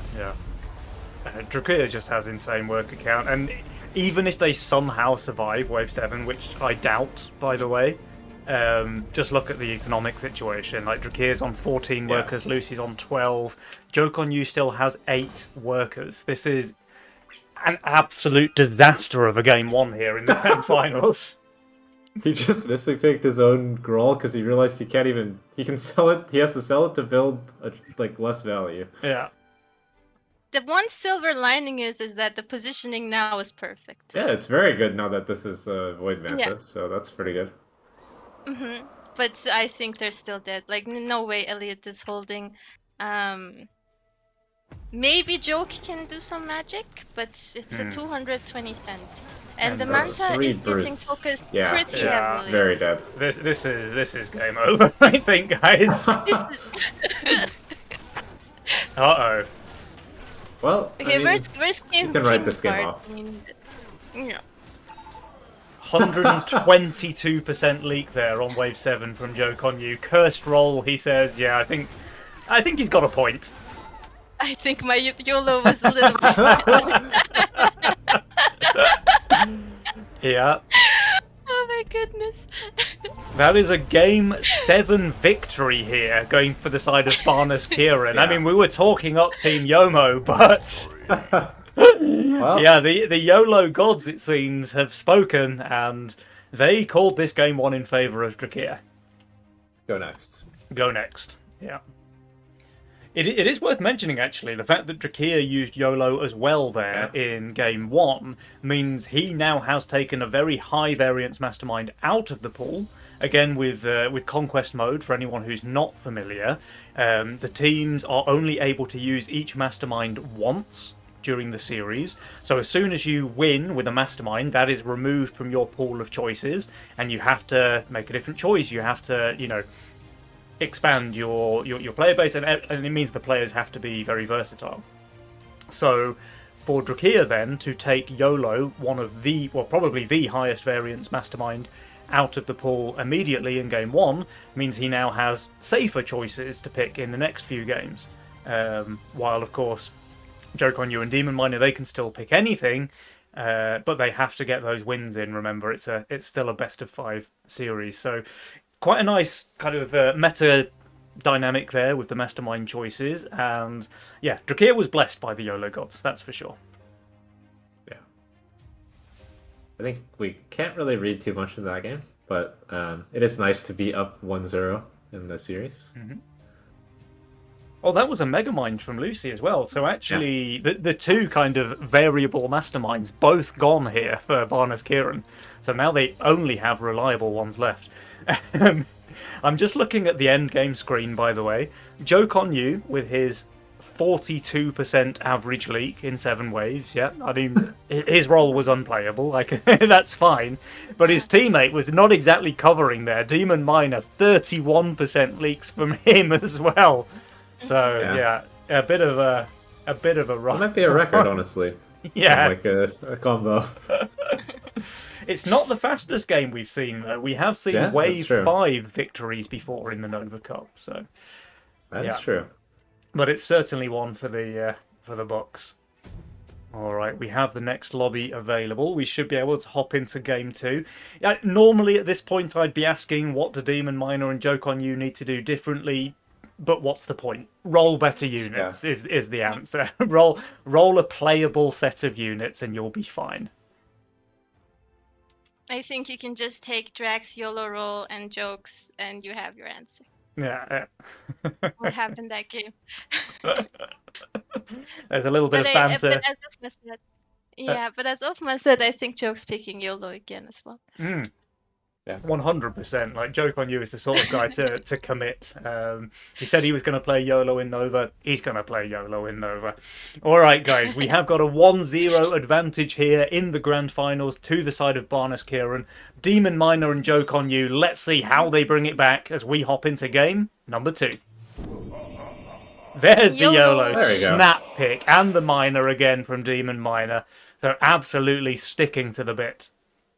Yeah, he has Casket Seedling for the Miner. And a much better YOLO roll this time from Jokonyu. Like, again, this is still not as good as Drakir's Game 1 YOLO roll was, but it's playable. And I think playable he'll take at this point. Yeah, and Drak has a pretty good roll as well. A couple of choices for his champion target, Champion Gun, or Champion Skelly, I would guess, are the two best ones. Mm-hmm. And Joke going for the crab opener. We saw he had a pretty nice game yesterday with the crab opener, so... Yeah. I might be tempted to egg in Joke's I would think I would egg. It's pretty nice here, but it feels like can't really protect his 7 very well. Oh, and Drakir goes for the gun. He has so many openings that would leak to a snail, like the gate guard, the double skeleton would both leak to a snail. But he goes for the gun, and he's going to be rewarded because Jokonyu has sent that snail. Yeah, very nice for him. And will help considering he's playing that champion and really needs that early game gold. Mm-hmm. Guys, my game just crashed. I'll be on my way soon. Trying to reconnect. Good luck. Roger that. Yeah. Drakir's on champion this game. Okay, so now I know why he opened with the gun, because it's just a really good champion unit. Yeah. I think the skeleton is also a decent champ target as well, but yeah, it is more vulnerable in wave 1, unless you want to show your champion, obviously. Yeah. Lucy with the Zerker, which is, could run into trouble with Chaos. It's not guaranteed that you'll have a good unit to play with it. Unless you're a Dams, right? No. Alright, so nothing much to talk about right here. We've got 2 slow openers for Drakir and Lucy with the 190 gold starts. There is a snail send here post income from Drakir. No, oh, post income. Yeah, that's pretty. Wait, I mean, he has to build. Demon Miner has to build. Yeah, he's gonna leap badly if not. Okay. But actually, Demon Miner did get that snail in income. It's kind of the advantage of like 5 worker opener plus grab. There's post income snail into joke on you as well. We need to keep eyes on this. I mean, this Gate Guard won't get the second summon, I think. Oh, it was so close, but no. And as a result, he leaks 58%. Meanwhile, joke on you. I mean, he did add a lot of value. Is it going to be enough to hold here? I think not. Yeah, maybe if Demon Miner actually went for the Harpy in the split there to keep dragging. Yeah. And protect. I mean, even if he added one more Polywog, right? He had enough gold for it. Then he certainly gets off the second summon, and he does a lot better. Yeah, pretty good double snail there. And just a Robo Cute even, but I don't know if we're getting to it. No, not quite. 2 Mythium shy there is Drakir. So Lucy gets the Crusher as the option. That's a solid one. Good on 5, where Zerkers obviously needs some help. And Drac will get the Skeleton out here. Not really scared, so normally Skeleton, pretty fragile unit in terms of stats, but the Champ Gun is more than good enough on 3 and 4, and maybe he can even get to that big Skeleton. Yeah, you can shift a little bit of gold on 4 and get the Skelly out. Are you back in, Nico? Are you back in? No, yeah, I am back in. I am back in since wave 2. Cool. No worries. So, I mean, now the next thing I feel like when you think about is if Lucy can have something for wave 5, because it's like about that time where you need to get the second unit to help the Zerker. Like Zerker's starting to fall off as like purely a damage source. So we'll see what she can find. She's 6 workers now, probably going to 7. Joke going for the second Crab Warlock here on wave 4. I mean, he's high value. That's for sure, yeah. But I think that's kind of something that he likes to do, is the second Crab Warlock on 4. Yeah, it gives you some options, a bit of DPS. They've kind of shifted the way that unit works over the last couple of patches. It now has much less value in the summon, and the actual Warlock itself does a lot more damage. Yeah, Lucy just giving him the drip right now. And rolls into the tree or the Oathbreaker as like her options 4 or 5. I mean, Oathbreaker, very good combo with the Zerker. Usually as the opener, but not bad on wave 5 as well. So an easy hold there Yeah, from Joke. Lucy is now. going for the full send here. The Brute on wave 5 into Joke, but I think Joke's in a pretty good position to hold it. He can add the Windhawk as well, so a little bit of tank value, and obviously he's angling towards that Violet on 6 if he needs it, but getting a full send here, he may not even have to build a Violet, he can just push. I do expect him to leak at least a little, though, to this send coming out from Lucy. Yeah, it is Even if he zone. leaks a little bit, it's good for him because he's YOLO, high income, and 8 workies. Yeah, he actually has the highest income in the game right now, does Joke. He's in a pretty solid spot. Yeah. And just look at the contrast here between Game 1 and Game 2 when he actually has a playable role. He's at the top of the power score, he's got really good workers, he's got the highest income, you know. Yeah. And Lucy is just getting income fed a lot this game, and she is very low value here and kind of getting away with murder. I mean, she's 10 workers. Lucy's playing very fast and aggressive right now. But yeah, it looks like a snag for Joke, so very good for him, and not so good for Lucy, sending Power Mercs while Joke is kind of just surviving. Yeah, and now Joke and Demon Mine are both up on 10 workers, so they've already closed that gap. Demon Mine applying a decent chunk of pressure here as well, by the way, so he does save his Mythium once again here on wave 6. And from what we can see on Lucy's board, she's looking really, really vulnerable there on wave 7. I know she's Chaos, but she's going to have to roll into the perfect unit to be able to hold like a triple Brute Send coming out from Demon Miner. Yeah, it's probably a bit of trouble, but Drax should be able to cover at least. My worry is that, like, with Elliot's value, he might actually pro league here, and then Lucy is gonna have a really, really rough time next. And he did roll the Badger. She did roll the Badger, I guess, Yeah. but I don't think that's gonna save her board. Yeah, one Badger might Yeah, not be no. enough. The rest of her units are super weak on And wave 7. Elliot is pro leaking. No, he's or got this. no, He's got this. Okay. If he didn't harden, that would have been perfect for them. Yeah, but Joke's just making a crazy long wave. We were looking at the wrong Yeah. lane. Joke on you's going for the Pro League here, and that's going to give Demon Miner like Wow. a 200 Mythium send. Actually, no, he will hold. He even gets one Yeah. more summon, but it just makes the wave last for an eternity. The super maybe even slow a hold pack with here. the crabs. Oh, pack leader, yeah, from Demon Miner. That's pretty huge. But it also This does is give so time good. for the counterpunch attempt. Hmm. So they definitely wouldn't have gone to these brutes, or Drac definitely would have gone to double brute if not for that long wave. Yeah. Lucy, of And, course, adding yeah. the Badger here, so she at least has one arcane tank. But where is her damage coming from? Like, this is her only real DPS unit, the Whirlybird. Yeah. This could be real bad now for Lucy. Yeah. And Lucy is full housing. basically, The Drac should hold. yeah, I think Drac will hold. I think Elliot will leak. Don't know how Joke will do. He goes for the Violet here. Yeah. Violet's pretty good, honestly. Like, it kind of quite often weakens the brutes, but it hasn't landed a spell on it, so ignore that. Yeah.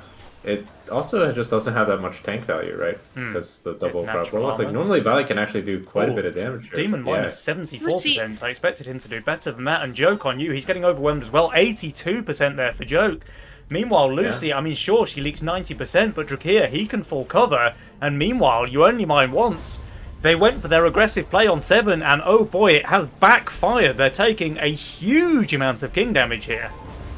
Yeah, I think the problem there was the long. Normally, you're happy with long wave when you're going for a big send, but the problem was it gave enough time for Drac and Lucy to get to the Mythium they needed to break Elliot and Joke, whereas Demon Miner probably would have already leaked Lucy no matter what. Like, he didn't need the long wave to actually leak Lucy there, so it ended up hurting them. True. Yeah. And now they have to play safe. Like, they have 43% king HP. They just can't afford to play on the edge anymore. And that worker lead has gone right the other way in favour of Drakir and Lucy. They're in a really strong spot, and it all comes down to that wave 7 attempt backfiring in a really big way. Yeah, Drac even going for a cheeky full send here with the DT after income, but the Fire Lord plus value should be completely fine. Yeah. And Joke went for the second Violet here, so half of the way to winning the game already. He's speedrunning 4 Violets. But we'll let him push super hard into that strong Yep. wave 9. But his 10 is not that good, so we'll see how they want to play around that. 10 is King's job, I think. Yeah. Although the King doesn't have that many jobs left in him, I think. No, that is very true. They're popping a few regen here, hoping to give the king maybe a bit more of a lifespan at work. But yeah, Drakir's going for a full resend here, so 2 brutes will be coming out.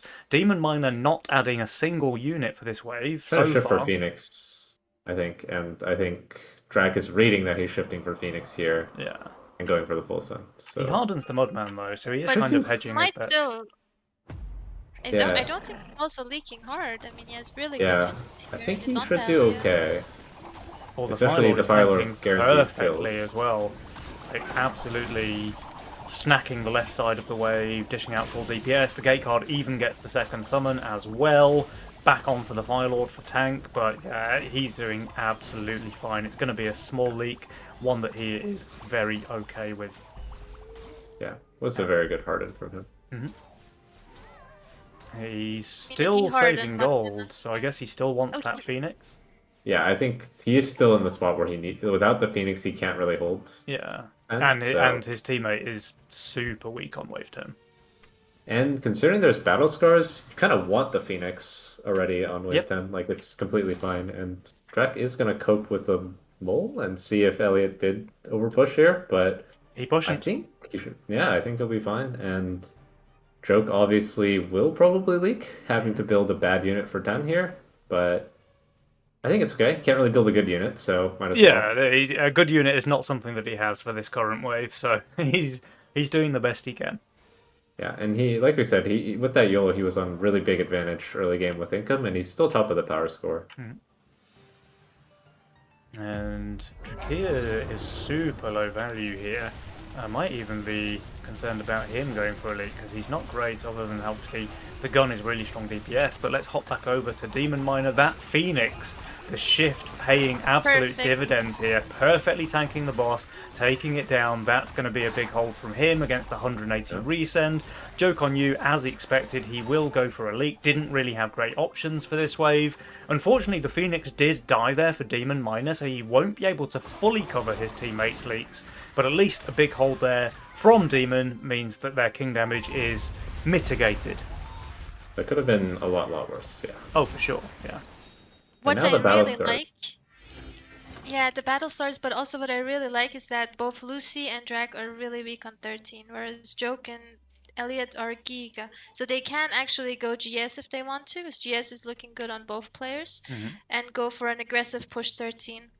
I really like that actually. They've gone for Battle Scars, which I think is fine as well. They both have really good units to take that buff. But I like your line there with the giant snails. I think it works really well against both Drakia and Lucy's carry units. Obviously, like the Berserker is massively distracted by snails, and likewise with the Vulcan. So I feel like Drac and Lucy are playing for 12 though. Like, I mean, Elliot or Demon Miner will be very good there probably with the Phoenix and the Harden option, but Joke is very pushed. And he does have like pretty solid units, but I think with his value, it's not solid enough, I would think. well, the send is coming, so Lucy's sent the yellow guy. Drakia's going for a pack leader as well. Will Demon and Joke go for a send of their own, or are they still planning that wave 13? Because this undercut could be deadly if so. And Yeah. they do save. Oh They no. are. This is And- going to be. He missed the battle scars on the Phoenix actually, because the Mudman is just so tanky on 11. No. I mean, the extra HP on the Mudman is not bad here I mean, on it's not wave bad 12 here into when the you have the send. Harden. Yeah, But he is reading the send correctly. He's Yeah, hardening everything. yeah. And he's selling for... 3 Some harpies? I guess maybe he was concerned about killing his harpies, and that's why he sold the Yeah. polys, but we'll see. Ah, okay, yeah. And Joke on just a You bit does get the unsure Dread about this Knight out. Yeah. I feel like there's not enough tank value to support it. Sends But- are pretty big, guys. We've got 360 for Demon Miner, 400 for Joke on You. The Dread Knight is already tanking here against the wave. It's going to go down really quickly, so very little value from Elliot those just summons. holding. Demon Miner, though. Demon Miner! A clutch hold here from Slickins. That's fantastic for him. Joke on You. I mean, he's also doing That's not pretty too darn bad. well here. Only leaking 5 creeps. He'll take that. Now they can do whatever they want to do. Yeah. I think we might see the Game Changer banner after this one. Yeah, and I think probably going... it looks like they just want to go here. Like Yeah, that both 13 of them is- are pushed. Is There really is a good. Phoenix for Drac, though. Is there a feel like- foray? No, There's no it's just a four eyes. ram. I think... I mean, I don't want to say it's a mistake, but I think there's a chance Drac could just hold. It no, all it comes down comes to down how to well his Phoenix. Phoenix tanks, right? Yeah. And Lucy does have a double Levi buffed Hades, and she is on value. Yeah, Oh wow, Lucy it's has a value. full resend Uh, from... I think they were Okay. expecting 14, and they went for full resend and Drac will 4 after income? All right, interesting. Or I can't imagine why he skipped if Lucy was going to go for this. Yeah, Unless they're he's just trying to gonna farm some leak gold, perhaps. Yeah, and he's saving for... Yeah, okay, Yeah. that's fair as well. All right, let's keep eyes on Drakia's Phoenix because this is very important now, whether or not it stays alive. It is tanking very, very nicely so far, but I think it will go down Yeah. against the wave it does, so that should be a leak now from Drakir. Lucy, as expected, she's kind of getting overwhelmed here by the Send. Her front line is down, that Hades is now vulnerable. It dies soon after. Drakir, 87% from him. Lucy, 90%. Joke on you, meanwhile, against this cheeky resend. He's just doing absolutely fine. Meanwhile, Barnes Kieran, they're about to take the first real king damage of the game. And they don't have any attack. I mean, they do have a little bit of attack on the king, so this is a ton of king damage. Yeah, I mean, they're now way, way lower on king HP than Team Yomo. Yeah. And kind of. guys, look at the workers advantage. Elliot Whoa. did push for the Send. Now they're on 33 workers, Joke's on 28. Well, they're both on value, so they don't want to go next. I can tell Joke just you pushed Um, nothing. okay. my read here. So this income send, which does look perhaps a little bit odd from Demon Miner and Joke on You, what that says to me, they want to snack a little bit of income right now, and then they want to go all the way to like wave 17 against Drakir and Yeah. Lucy. Especially Yeah. with like the egg play here from Joke on You. They're just planning to scale, get value, all of that jazz. The only Yeah. problem I see for Joke is wave 16, but with this egg, he solves all his problems. Hmm. I feel And like if value. you're Dragon Lucy, you need to just Sui for 16. Yeah, that would be a good play. Or you can Sui Yeah, for we 15, I guess. Okay. Double Sui for 15. Yeah, that works. When your opponent's just built an egg. Joke did shift around 300 gold here, so he will be Yeah. very high value even with the egg. He's on value, yeah, even with the egg. And he has battle scars Mhm. to boot.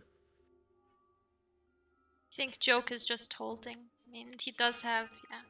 And maybe Slickin's Hardens here as well. Like, the purpose for Joke to shift so much gold is to bait the Send here. Like, he goes for an egg and shifts 300 gold. You do that to try and force your opponent's hand. Well, maybe they think that Dragon Lucy will just play for 16, but Joke is adding. they're all Yeah, building for. hopefully. Joke, build it. Oh. Joke, build it. Hopefully, Joke, hopefully. build it. Yeah. Okay. I thought we were going to see nice. another shifting all of your gold to lose the game for fun play, like we had in the This Phoenix semi-final. is Perfect. This Phoenix is perfect. Oh, that is a really, really nice Phoenix there from the Demon Miner. Absolutely perfectly showcasing that unit's potential. It will die now, but it's done its job. Meanwhile, in Joke on Yu's lane, yep, he has the egg. Yep, he has added all of Wait, that value. wait, guys. Oh, he guys, won't this- kill the boss. He won't kill the boss. What? Oh no. This is. They're dead. They're dead. Or no, they're not dead. No, they're This- not dead. this- The bosses are low good. enough HP, but it's a lot of gold going the way of Barnes Kieran, that's for sure. I think they're gonna resend probably. Oh, And I I mean, would they imagine. did Stewie for this. With a Or shutdown, are they gonna play guys, for so- 17? they're still playing for 17, yeah. But here's the thing, like, I guess Drakir they're and on Lucy value got now. so much gold Yeah. from those leaks. They were massively undervalued, and all of a sudden, they're right back on the recommended value. They got an insane amount of gold from those leaks. Yeah. And now Lucy actually hit some units for 17 with the gun and potentially a King Claw even. She added, oh my goodness, Ocean Templar Gates. Mm-hmm. It's a lot of juice now. Before it looked very bad with just like the Flying Hades as the damage for 17, but now with the gate, the gun, and Drac obviously started with the gun and has some gate guards, I guess, for his tank value, but still can do good there. I mean, Drakir's spamming Can the Harbingers as well, anything so skip? pretty good units on 17. Yeah, this game's just been broken wide open. Like, Oh, you they're only pushing. mine once was so far ahead. They're pushing for And they're 17. going there. They're Yeah. going. Yeah, Okay. kind of a I mean, I do understand the line. Joke is really yeah. not They the showed money. value, and then now they push and send. Ooh, and Drakir and Lucy, they do they save their yeah. Mythium here. Oh, this game is such a roller coaster, guys. But the thing is, they're undervalued enough where like they can't just hold. Yeah. Or they can't just like do well. They need to actually. They need to hold. Their king HP is very low. They have very few king upgrades. Like, if there's more than a handful of creeps leaking here, they will die. Yeah. I mean, we do have battle scars, so people's values will be higher than what they look like, but the battle scars are here and here, so not really where you want it for 17. So let's see. Alright, it all comes Huge down to sense. this, guys. If Drakir and Lucy are able to hold here, they almost certainly win the game, but the Sens are rather My large. We've got goodness. Guys, look Yeah, at this that is Phoenix. insane. Look at this the Phoenix is crazy. It's still alive And he- now. His front line will go Crazy down. The Phoenix. Phoenix will die, but it's... Oh, will the Phoenix Did it even not? die? This is incredible. Yeah, Lucy's kind of that getting Phoenix- overrun, though. This might not be enough. He needs Holy. to hold, I think. I think Drakir's Think held well Drakir- enough to keep them Drake in is the holding. game. They Or have are we killing no the king ogre? ups. Holy. 5 breaks I left? think, yeah. I'm not. I actually don't know the answer. I think they I would- survive. Like, Drakir's Leaks is a low HP Yeah. mole and a robo, and Lucy's, like, a couple of her creeps are very low HP. I think they survive, but it's close. I think it's going to be so close. Yeah, I I think think. they're dead, but let's see. Or there. It's live angle. Is it? It's just Aw, so this is- close. This is. Oh no! Oh no! Barnes Kieran. My god, they almost made the insane comeback play happen twice in the same day. We saw it. They were so far behind this game, guys. Like, let's look at the win probability graph real quick. They were, what is it, 28% chance to win on wave 14, and then all of a sudden, yeah, they did this wave 15. Undercut, Demon Miner, and Joke leaked way more than they expected. They fed a huge amount of leak gold, and that gave Drakir and Lucy almost enough juice to survive the 17 send, but not quite. That was very, very close. Very Yeah, I close mean, indeed. If they didn't push during 16, they would definitely not have killed them. So that was a really insane read. I mean, first from Drac and Lucy to start pushing and going for the send, and then also from Demon Miner and Joke to realize that they needed just a little bit more juice on Yeah. 17. Just full push into it, yeah. Wow. I mean, the game can't really be any closer than that. So, what a clutch ending. And guys, that does mean that the series is now tied. We're right back at 1-1 in this best of 5 series. Demon Miner and Joke on You, they have used their favourite masterminds. Miner and YOLO are out of the pool. They're going to have to use something more reliable instead. Oh no! Yeah. And actually, I just saw that like Drac last second shifted his split a little bit. Like he added a Crusher on the left side, a little closer to his Phoenix, and it like completely smurfed for the Phoenix. So Oh, the Phoenix really was insane insane, position. yeah. Like, Drakir almost Phoenix pulled was off the miracle beautiful. hold. And look, he leaked like a low HP mole and a robo, but that was the difference. If he'd been able to full hold, they would have lived, right? So, Or they had like Or- 2 more king attacks. yeah. Or anything. Or guys, yeah, that's what I was gonna say. The king attacks, like yeah, but it's also hard to think about those small little king attacks when you're under situations like this. Yeah. But I mean, look, the game was kind of already done for in favor of Demon Miner and Joke until that wave 15 Yeah. play from Drakir and Lucy that broke the game wide open. So, look, they almost made another miracle comeback happen, but this time it wasn't quite to be. But look, massive congratulations there for Demon and Joke, bringing the series back to even, and we'll have to see which of these teams will take the advantage once again as we move into Game 3. And we do have a lobby available. Let's hop in there. Mhm.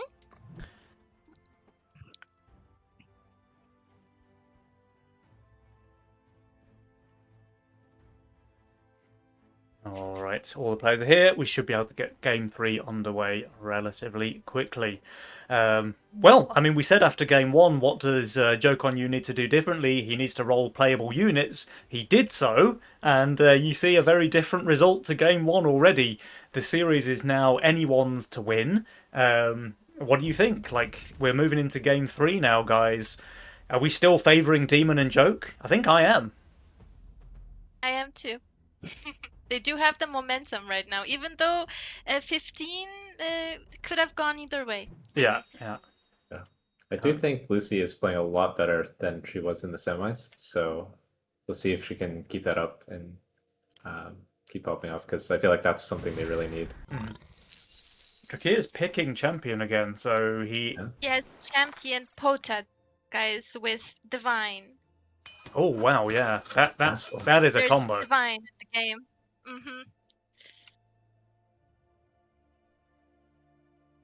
Not a Castle, great castle okay. role. It's missing a real, like, she doesn't have a carry for the late game. And she also somehow has no 13 answer. But we'll see.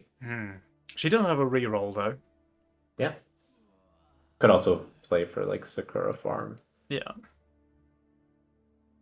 If Sakura were a viable opener, this would be a pretty decent role for it as well, but Some it very just doesn't feel quite as strong. some very different masterminds this time around Yeah. from Demon and Joke. So going from the highest variance mastermind to the lowest variance mastermind with redraw. So the most Yeah. consistent, perhaps. Yeah, I mean, this is their preferred second set of masterminds, I think. I'm curious to see what their third will be, but I mean, all players opted to go for more defensive masterminds with Divine and Villain in game. yeah, and it's a really strong nightmare role as well. Yeah.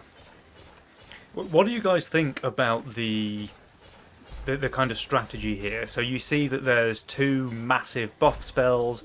There's no crazy aggressive spell. I mean, there's giant snails, but it's not exactly all out assault. So then we see basically everyone taking greedy late game masterminds. Do you like the play? Yeah, I think it makes sense. I also think that I don't know. I feel like of all the masterminds that Lucy's played today, they haven't, like, the high income ones haven't really gone that well as well. Like the Cartel game just didn't look too good. So I think Castle makes some sense, especially now that Choke and Demon Miner won't be playing high income starts, or like Miner is not really high income, but like super aggressive with the workers. So I think it makes pretty good sense to use the Castle now rather than versus like YOLO Miner where you're gonna get outpushed in the early game a lot. Yeah, I like it. Now, there was a post-income snail send here from Drakir, hoping to leak Demon Miner on 2, but he played it fairly safe with the addition of another Gargoyle, and he is rewarded. Yeah, 6 workers for him, 6 workers for Drak. He's also scaling with Oh. the addition of the Angler. Yeah. Did go for another reroll, so. Mhm. Well, honestly, if he had this roll to start with, it would have been a very, very nice. Like, Flower Angler with Backrat sounds extremely good.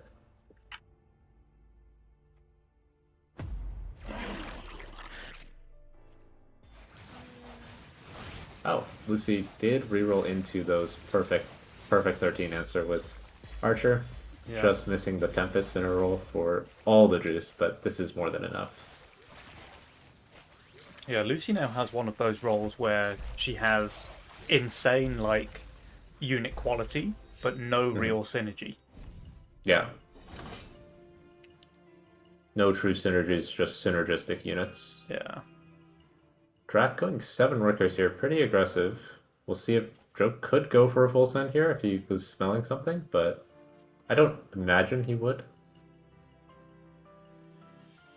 Demon flower Miner's playing it comes out. safe. He even adds the flower here. Like, he's playing real safe right now. This is almost uncharacteristic from Demon Miner. We expect this guy to push with high octane 200 BPM gameplay, but no, he's a different man when he's playing tournaments, it seems. He's kind of reversed into the Flower Angler role. So, missing maybe a few stacks, but, you know, still a strong spot. Yeah. And Drakir that actually does leaking leak, to the yeah. Dragon Turtle here. Like, he's playing quite aggressive there with the 8-worker Pota. His teammate won't even be able to full cover. So, first blood being dealt on wave 4, going the way of you only mine once. Yeah, and Drak also pushed in response to that DT, so continuing to try and extend the champion early game. I mean, champion Pota is very, very strong, to be fair, but Lucy going for the first power marks here with the Brute into Joke. Hmm. Usually a solid bet against Nightmare. Like, Nightmare struggles a lot on 5 without really insane units, so should be good for a leak. We'll just have to see how big of a leak. Yeah, Joke's adding as much value as he can. He does have the Oathbreaker there to tank the boss. But yeah, the Brute should be able to do some work here, I think. And yeah, Demon Miner, very uncharacteristic gameplay, we'll say. Mhm. But does maybe expect to have to cover Joke here, so pretty reasonable. Oh, it's an And absolutely reasonable play. I think he's playing very well. I'm just saying he's not playing like himself. yeah. If you hit the username, you might not be able to know. Yeah. But 50% now lead onto there Nine against Workers. the Brute from Joke on you. Demon Miner. Yeah, like you say, now that he's able to cover his teammate, he's now found the worker button. He's taken the lead with 9 workers. And yeah, we'll see these guys start to scale. Yeah, and Joke just snailing to so he can build the Green Devil, maybe? Or, well, just sent a little something. And Could have this definitely might sent more. be a deadly fiend to Elliot now. Hmm. We'll see, yeah. Depends on how this Proton does, but I think now It may. I think he heard us, guys, so now he's living up to his name. Yeah, We have yeah, 9 yeah. workers on Demon Miner. He does have 2 Howlers to one-shot the Fiend, of course. Gonna maximize this passive. Let's go. Oh, actually, the Atom's tanking perfectly. 1 creep plus Yeah. the Fiend. Well Yeah. done. Yeah, very nice indeed. That should be an easy hold there for Demon Miner. And Drac went back onto value after being overpushed the whole game, so now Joke is just giving up some income sense.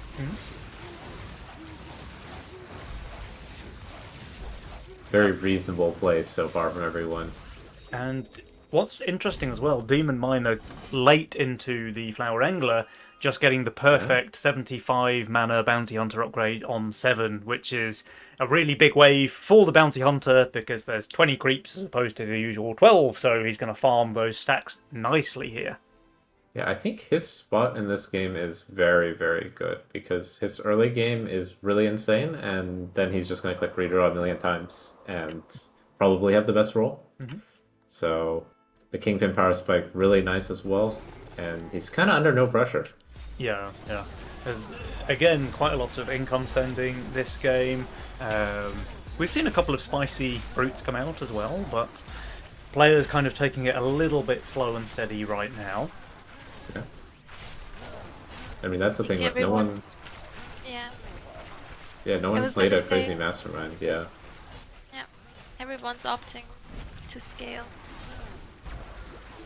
It was kind of the plan from the very start, right? Like we see 2 big buff spells, no aggressive spells, or not optimal aggressive spells. So all 4 players picked their greedy masterminds, and their play style is absolutely matching that decision. There's a lot of income, there's a lot of playing to scale into the late game. Demon Miner is going for a cheeky brute here on 8, just trying to keep Lucy honest, and she is fairly low value as well.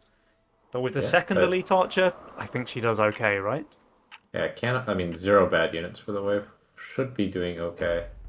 And not even a double brute send, just single brute. Yeah. And the Archer is tanking pretty nicely. Yeah, this looks like it should be fine for Lucy, despite her low value. The Canopy's going to take forever to die, if it ever dies.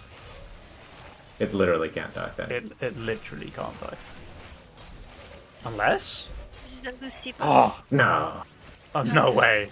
But yeah, she still has both archers alive. That wasn't even remotely close to elite.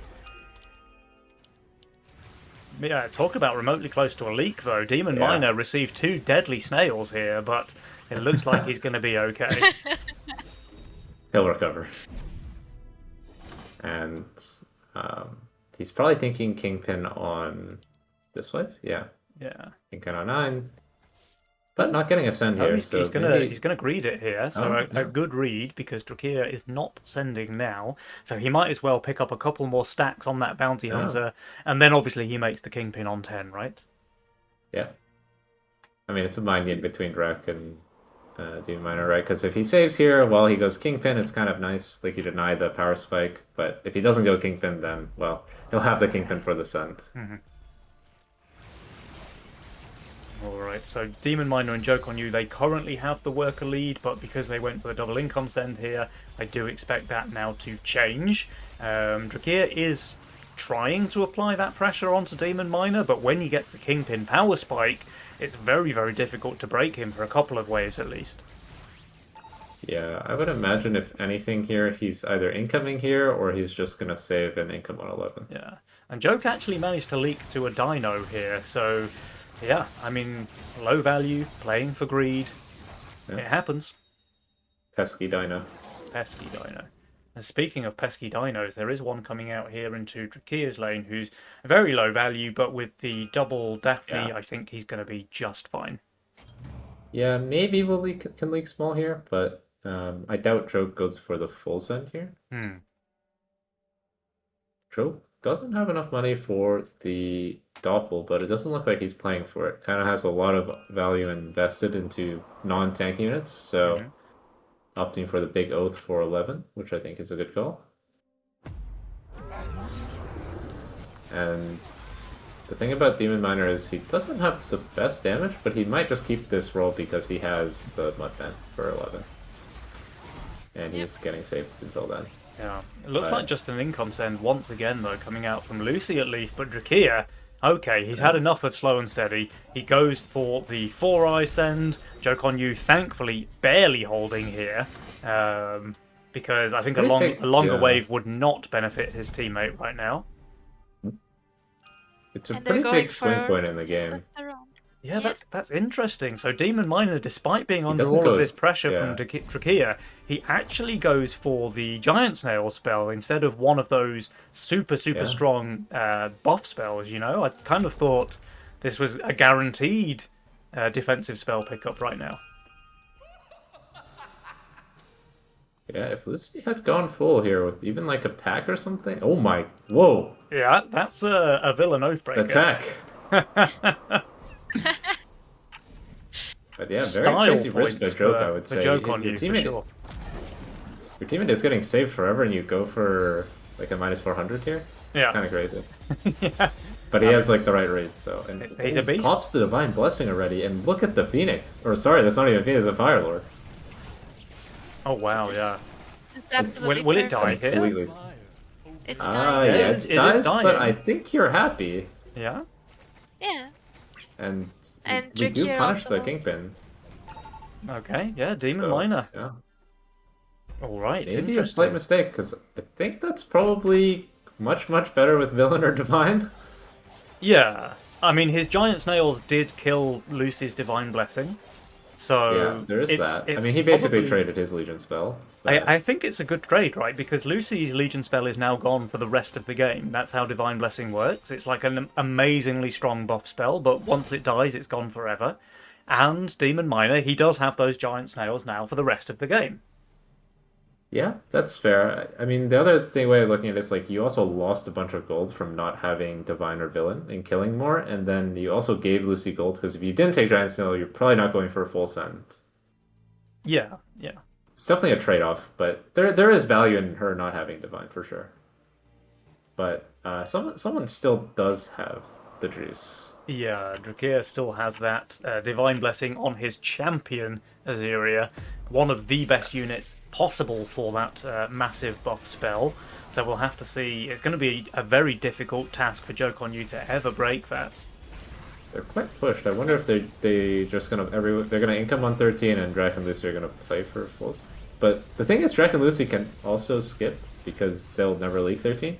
Yeah, they have phenomenally strong units for 13. I think everyone saves, honestly. Oh wait, no, I spoke too soon. That's a brave try. This is the copest Brutus. Yeah. Like this is such a cope. This feels like cope, guys. Well, Drakir will be very low value. I mean, the problem is this unit is just insane. Like the Azeria with the champion with the Divine Blessing is like it says he's 400 undervalue, but honestly, he's just not. Like he's on value. This spell, this champion, it just adds so much value to an already strong unit. Joke pops the stash this wave. Many delays as well, guys. Yeah. Oh, Joke even pops the stash here. Yeah. Oh no. The thing is, if you're Draken Lucy and you know probably that joke is pulling out the stash in this game, like this is a very good play to try and like make it look like you're playing for the aggressive 13 and then just skip while he Yeah. stashes. And the Azeria is living, so this will just be a hold from Drakir. And Lucy, of course, holds Yeah. against the income send there from Demon Miner, and this just puts Barnes Kieran in an insanely good spot right now. Yeah. Drac will have maybe a few trillion workers now, Yeah. and will always hold the next send on 15. So I think it's a more passive play from Demon Miner and Joke from now on. Like all they can do is try their best to hold. They just need to survive, right? But the problem is Drakir and Lucy, because they have no pressure onto them anymore after that Yeah. failed Wave 13 send, they can just do whatever they want. They've pushed a ton of workers. Lucy's now, 50% more workers than either member of You Only Mine wants. And they can do whatever they want. Like, they can send 15, they can send 16, they have options. Yeah, I think again another really nice game from Lucy. Didn't really like there was no really falling behind even while playing Castle, and then really nice 11 hold with Divine Blessing on the Fire Lord into like now completely taking over with Castle. So Yeah. I like this play from Demon Miner. Like, yeah, I think what they really don't want is for Drakir and Lucy to be able to go all the way to 16. So he shifts a ton of gold here on 14 to try and force their hand. What I don't get is why he's going for a full send, though. Like, I thought this play was just so they could income king and hope to survive on the wave that they know the send is coming. in his defense, there's not much King left to do. And Yeah, he did at least yeah. get the income from the strats now, so Yeah, true. there's And I something. think, yeah, and Lucy is pushed. Like he did read that Yeah. Lucy is pushed. I mean, Lucy's And she's minus on shutdown as well, 770. actually. Yeah. Yeah, okay. She is, and she just added a king claw. So I Yeah. think Lucy is leaking. Trusting Drac, I think, to hold 15, which he probably will, and then having the King Claw for the rest of the game. But yeah, maybe we'll donate the shutdown. Oh, Demon Miner, he's redrawn into Slime Mummy as well. One of the Yeah, but- absolute best units on Wave 15. That's a ton of tank value. And he Yeah. does have the Arc of Justice here to dish out the DPS as well. I mean, he's still going to leak, but I think with that reroll, he can do much, much better than he would have done otherwise. Joke on you, though. I think he's kind of without even a sliver of hope. This is a massive 136% leak there for Joke. But yeah, with all of that tank value, stack Demon Miner Needler. is doing so well here. It's still 8-stack Needler. 130%, but he's cleared up the entire wave. He's even done a bit of damage onto the boss. This should keep them alive. Wow. Yeah, and does Drac lose his? No, he doesn't. He did leak Lucy. He did collect that shutdown bounty. Wait, Uh, maybe they don't stay alive. did. This Yeah, is sorry, actually. holy. Wow. Yeah, Okay. 15 is brutal. Yeah, 15 on the king. It truly is brutal. Woof. That was yeah, they were 100% king with all of the king upgrades, and it wasn't even close. I mean, look, the patch has changed things around a little bit. I know the king upgrades are worth a bit less now, and yeah, but even so, that kind of took me by surprise that they died there when Demon Miner held so very well on the wave. But I suppose Yeah. 2 bosses, 2 shamans, 1 needler, that is a lot of damage. And yeah, that was just an insanely well played game. I think more so from like a macro standpoint. Like they did play very well individually. I'm not gonna like in their micro, but Drac's game plan to just save on 2 and deny the Kingpin power spike was very, very good. Like it completely shut down any sort of spike from like 9 to 11 from Demon Miner, and he kind of just couldn't really get into the game after that. Like he had the redraw, but couldn't put together the god board. Right, he just got saved to 11, saved to 15. yeah. Nico, it looks like you're cosplaying Dark Seto, who we had on the cast yesterday. I'm going to stop cosplaying Dark Seto. I will be right back. But just a moment. But yeah, that was a super exciting game, and I think even if You Only Mine Once had been able to survive there on wave 15, they would still have been in a really rough spot, because Yeah. when you lose so much king HP in one wave, it gives an incredible amount of leak gold over to the opponents. So sure, they got the shutdown on Lucy, that's a bit of leak gold for Demon as well, but so much damage, so much leak gold, they would have been in an almost impossible position even if they did survive. So not necessarily too bad that they died there on 15, even though it was a bit surprising. We'll have to see, because it's now 2-1, of course, in favour of Barnes Kieran. Joe Konyu, Demon Miner, they can't afford to lose another game. They need to win the next 2 in a row if they want to take the championship. I'm still cheering for them, by the way, but it's looking quite difficult from here on out. They can't afford another mistake. Yeah, and I think, I mean, they look their mid game was just a bit worse as well. Like, they didn't really feel safe enough to skip 13 there. But, like, I mean, it's a really tough call because they are very weak 13. Drac and Lucy did push, but they kind of have to feel out that 15 is like where they can actually die. Yeah. And maybe just take the risk because they're a little behind and play for 14 where they have a chance. But yeah, that kind of stuff is really, really hard. Yeah, And I think absolutely. I also can't they would have been, but also they would have been in a very good spot if they didn't power Merc send 11. Yeah. I think both of them did with the defensive spells, and I mean, you kind of expect Nazaria on 11. Yeah. In this for sure. in this scenario, Divine Azaria, and they still cope sent, and also into Lucy with relatively good unit. I'm not so sure if she was showing the Phoenix on 10. I'm not certain. The Fire Lord, but it was a bit of a cope sent with the defensive spells. I think they still would have been in a good spot if they incomed, because then Elliot would have leaked less as well. Yeah. But if Demon Miner had Villain or the Divine Blessing himself, he would have done way better as well, really, right? Really so yeah. Okay, but guys, here it is, game 4, and remember, we are now on match point for Barnes Kieran. 1 more win for them, and they will be your July Nova Cup champions. You only mine once. They cannot afford another slip up. They have to play at their absolute limit right now. Saboteur for Drac. Kingsguard now for Demon Miner. Chaos for Lucy. Fiesta for Joe. Yeah. Okay, I mean, he's not scared. He's He's living up to his name. Yeah, with AoE in the game, I mean, Kingsguard plus Fiesta can give you a pretty nice advantage in terms of, like, if everyone is taking huge leaks, then the team that has 2 players who can king up and give buffed king ups. So we'll see. Yeah. Fiesta, when you're 2-1 down in the grand finals, is quite a ballsy pick. But Joe Konyu obviously is the sort of player who will go right for that big balls play. Of course.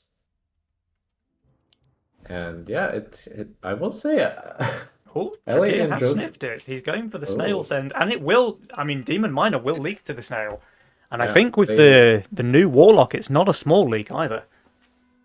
They do love what's it called, Crab Opener for both Demon Miner and Joke. Like he has very good other options to play around here, like Fire Aqua if he wants, and he opts for the grab. So yeah, bit unlucky that he does get snailed, but Joke hiding his Fiesta for now, so that's good. They're not double leaking at least. Yeah, he didn't really have any great Fiesta openers there for Joe Konyu, so he just goes for the Chain Fist, which is an absolutely fine opener. But yeah, I mean, with the change here to Crab Warlock, I think this leaks, because it used to be a single creep leak against a snail, right? Yeah. And now it's what, 4, 5? Yeah, it's a bit worse. Looks like 4. It seems to 33%. Yeah. Well, I mean, that's definitely a nerf to the Crab Warlock. Yeah, I mean, I think if you're Drac, you're pretty happy being Saboteur in this game so far. Like, you're pretty high income, and this game is going to be super fed early. Demon Miner may leak to the resend as well, because Drakia will reach the second snail. I think Demon Miner might leak decently here. Joke on you, the Fiesta player, ironically, he's going to be the holder once again. Yeah, I mean, he is doing a good job of playing to the situation, but he is just playing zero income for fun now. And Demon Miner does get to the second snail as well to send to FC Lucy, but she's 190 value with good units. I think she's going to be just absolutely fine.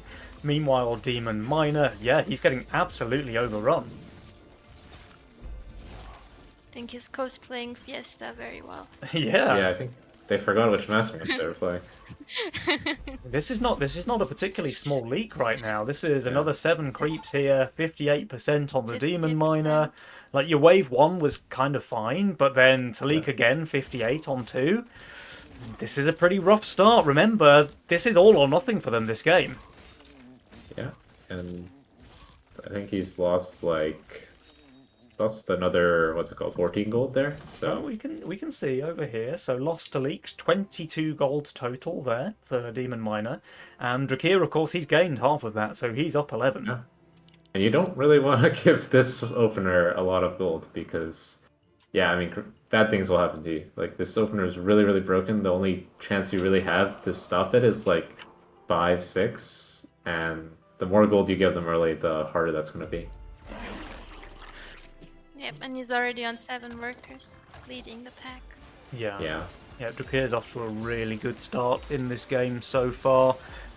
Demon Miner, yeah, I mean his role is a bit rough, honestly, but it all comes down to that choice to open with the Crab Warlock. Yeah. I think if he just goes for a Fire Elemental, this whole game looks very different. Yeah, he's kind of vibing though. And maybe Droke can try and play for a bit more Fiestas rather than just having to play like pretty safe. I mean, Joke is up on 8 workers now, so he is playing fairly aggressively, but only receiving like 1 snail at a time from Lucy. He's just never getting any value from his Mastermind. Yeah, and Drag kind of looking like he will have the Pixie as the single target. I wonder if he will transition to Sakura. Like, it got stronger. Joke actually selling the Buckler at the very last second, going 225 value into wave 4. That's honestly insane play from Joke, but he will get his Fiesta at least. This is more like the joke that I know. Yeah. Like the classic, like his patented Zerker or Nightmare Fiesta, where he just doesn't build for the first 4 waves pretty much. And then Suicide's on wave 4. I mean, he should be able to get the Deep Coiler on 5 now as a result. Lucy is full sending though, so she's smelled blood in the water. She goes for the Brute on 5. Joke on you, yeah, he does have the perfect gold for the Deep Coiler. He's trying to, well, he's pinging this. I guess he was hoping for the final form Oathbreaker, but he leaked too much. Should do fine here. Yeah. But it's a matter of can Demon Miner also hold, because it would be it could be very bad if they double leak here. Yeah.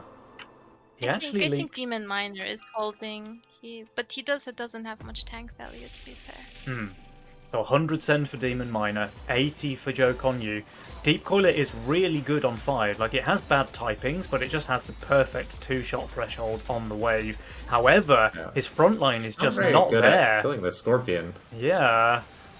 Demon Miner, he's doing pretty well here, but Joke on you does not kill the Scorpion King, so a 67% leak from him, and Demon Miner, he's going to leak as well, albeit only the 2 Robos. And that's, again, I mean, with a Brute, with 2 Robos and a Scorpion King, this is going to be quite a big amount of King damage on wave 5. Barnes Kieran off to a very strong start in this crucial game 4. But here's the cat. Oh my god, he can just sell for Avenger. I think. Okay, maybe not. That's a lot of gold. Yeah. I mean, you could do it, is all I'm saying. You could. He can get to it, and he Yeah, is. he did it. Okay. Yeah. Okay. He sells the Chloropixie for the Avenger. Even has enough to add a split there as well. So I think Drakir, what would have been like a pretty big leak, is now either going to be a full hold or down close to it. I mean, that's just the classic stuff from Drak. Just, I would always expect him to make that kind of play. So super heads up. Pulling all of the power mercs to the right as well, so the Avenger is only tanking the wave. That's really nice positioning there from Drakir. Yeah. And Lucy will cover anyways, because she's only getting Pink here. Joke on you, he leaks to the resend though, 60% against the Brute Robo, and yeah, with that Holy Avenger, Drakir is able to clap the wave and the send. That's just a full hold. Oh, nice emote usage, Offma. Thank you, thank you. Yeah, I mean, I think this game is trending very poorly now, Yeah. considering those Yeah. actions. But I mean, there's always something to play for. Like maybe a wave 8, but we also do know Drac has some very secret stuff that's very good on wave 8. Hmm. Yeah, he has a very And nice yeah, role in general. he also has a lot of Mythium here. He could look for a wave 8 play of his own. He could also just He income just and goes keep for trying to income. scale. I mean, Because I he's get got a it. really insane role. I think Drakir's in a really strong spot, so just play to scale is fine as well. Yeah, and basically Droke is just gonna have to continue taking crazy risks and trying to punish Drac. Like he is going all in for a wave 8 punish onto Drac, Hmm. but Drac presumably can just opt for the Disciple, can opt for the Bunk. I mean, really kind of his choice.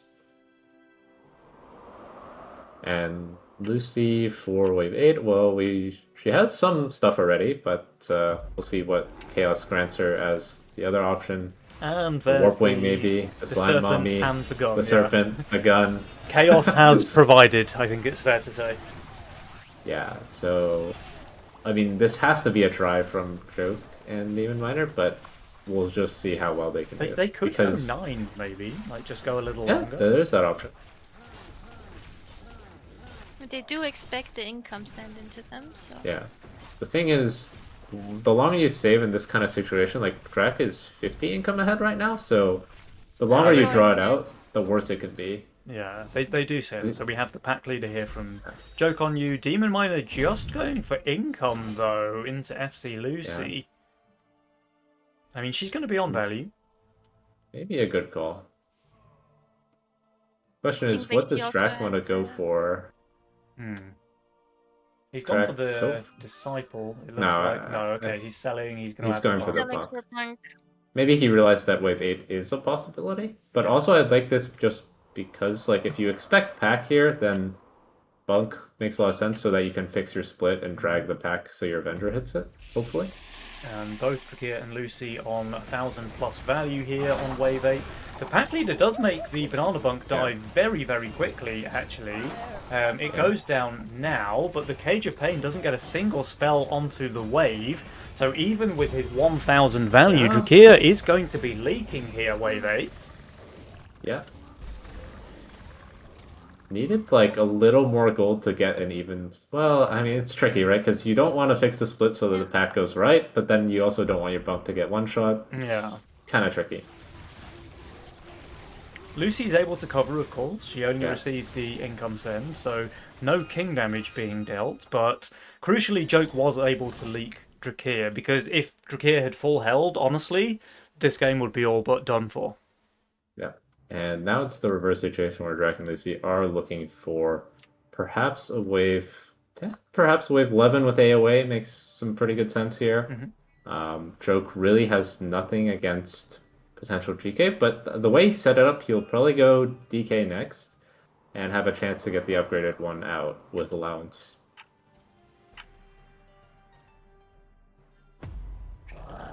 Alright.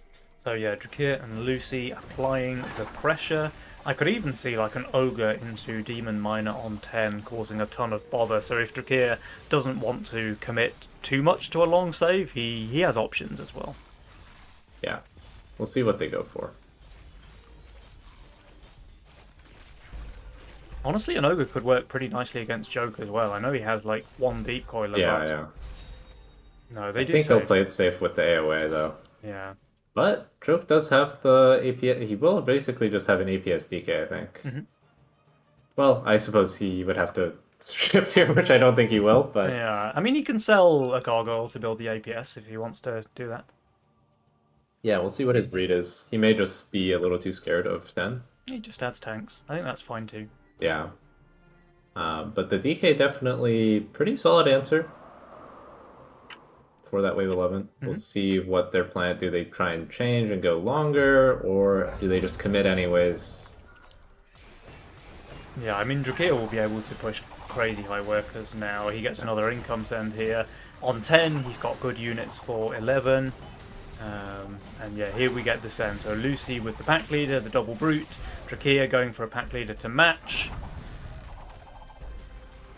Yeah, I kind of like the send against the crabs. Just going for lots and lots of damage. Yep.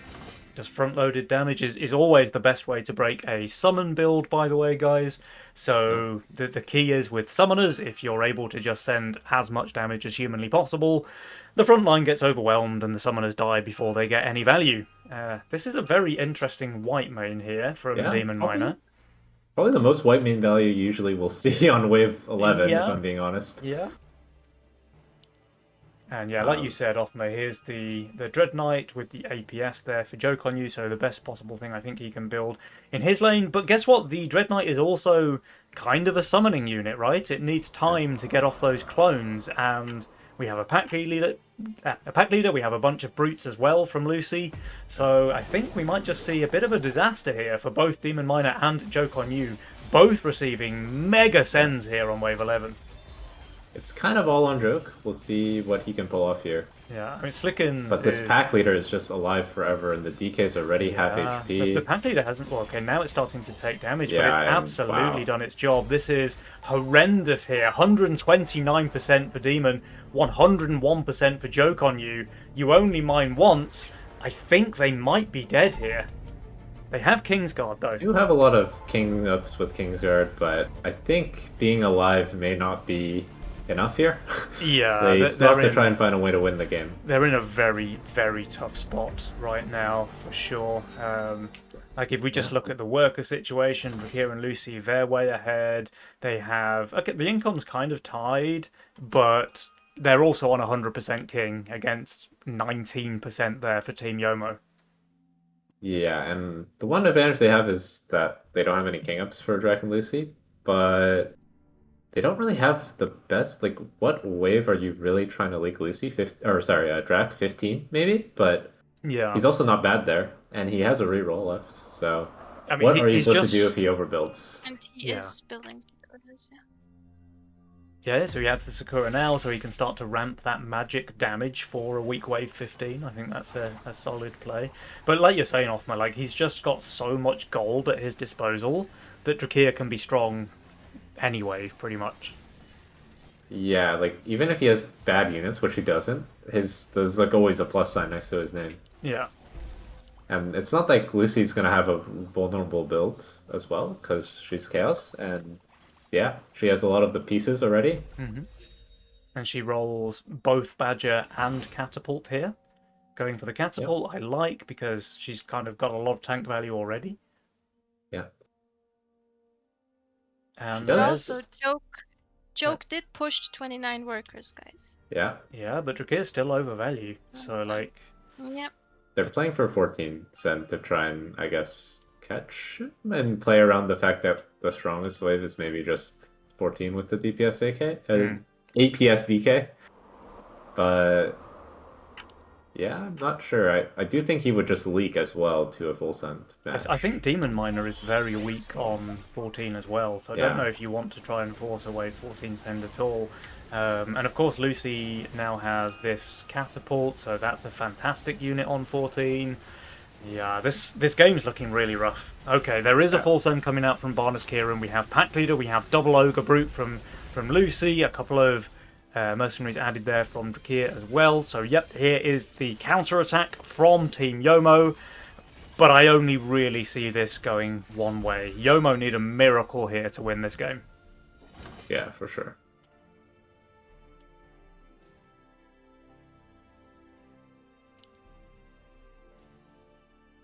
I mean, Joke does have the APS. He does have the like, juice. he does, but he doesn't have many tanks. He doesn't have the Especially- value either. Like, both Drakir and Lucy are Yeah. on value here for wave 14. Joke needed to push to make something happen, but as a result, he's kind of vulnerable, you know? He's minus 400. Sure, he's got good units, but again, summoners tend to get overwhelmed when there's a big send and low value. Yeah, we'll see if he can, if the DK will do something crazy, but His front line is just absolutely crumbling. Oh no, the DK is tanking already- now. Wow. It may yet clean up the left side of the wave, but he has no other units alive. So yeah, Joke on You will be leaking massively. In fact, Demon Miner, he's leaking as well, and there's just no way they survive this. Lucy even full hold, by the way, just to add insult to injury. Drakia, like, yeah, he's leaking one creep. Congratulations. But Barnes Kieran here in the grand finals with a 3-1 victory against Team You Only Mine Once. That is phenomenal play from these guys. A very, very well-deserved Nova Cup championship, once again going the way of Drakia and FC Lucy. So well played to those guys. Yeah, I mean, they were about an inch away from not being here in the finals, so yeah, very nicely done to close it out. Yep. And they were dominating in the last game from the very beginning. Yeah, they were. The last game was pretty one-sided.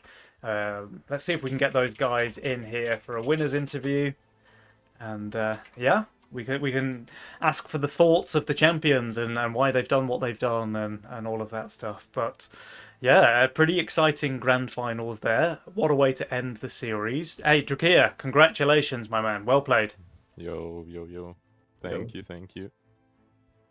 Congratulations. And Lucy's here as well, so massive congratulations. It's been a minute since we've had you here in the winners interview, Lucy, but super well played from you guys. We just mentioned, by the way, that it was only kind of by a whisker that you guys even made it to the finals with that crazy like Wave 13 victory against Isolde and Kingdans. But you made the finals look pretty convincing, to be fair. So yeah, well played. Thank you. Yeah, the semi-final was a little bit unjustified, but that's Legion. Stuff like that happens. Yeah, absolutely. I don't know if you guys have checked back, by the way, but Isolde actually shifted around 200 gold on that Wave 13. So they obviously just didn't expect it, but, you know, that's what you were going for. We saw those. Was pretty lucky. Like, I honestly, like, I didn't really think about that line. I think we just sent, and I don't know, maybe something weird happens. Something weird did happen, yeah. Yeah. Undeserved. I don't know about undeserved. Like, it was a Hail Mary. You know, you guys were massively behind, and you thought, let's try something. It's high risk, it's high reward. But sometimes those plays work out, and yeah, as a result, you're here in the Winners' Cup for Nova July. So, you know, sometimes the low percentage plays work, and you knew it was an option, basically. Like, you kind of thought, we have one chance, let's go for it, and yeah, it worked out. So, fair play.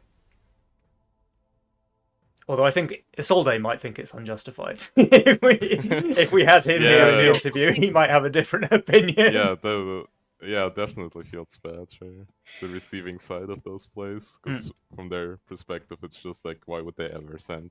Yeah. You showed like plus 50 value on 12, and then. I have a really important question actually for you, Drakia. So. Obviously, now that you're a developer, you have access to all of the hacks behind the scenes.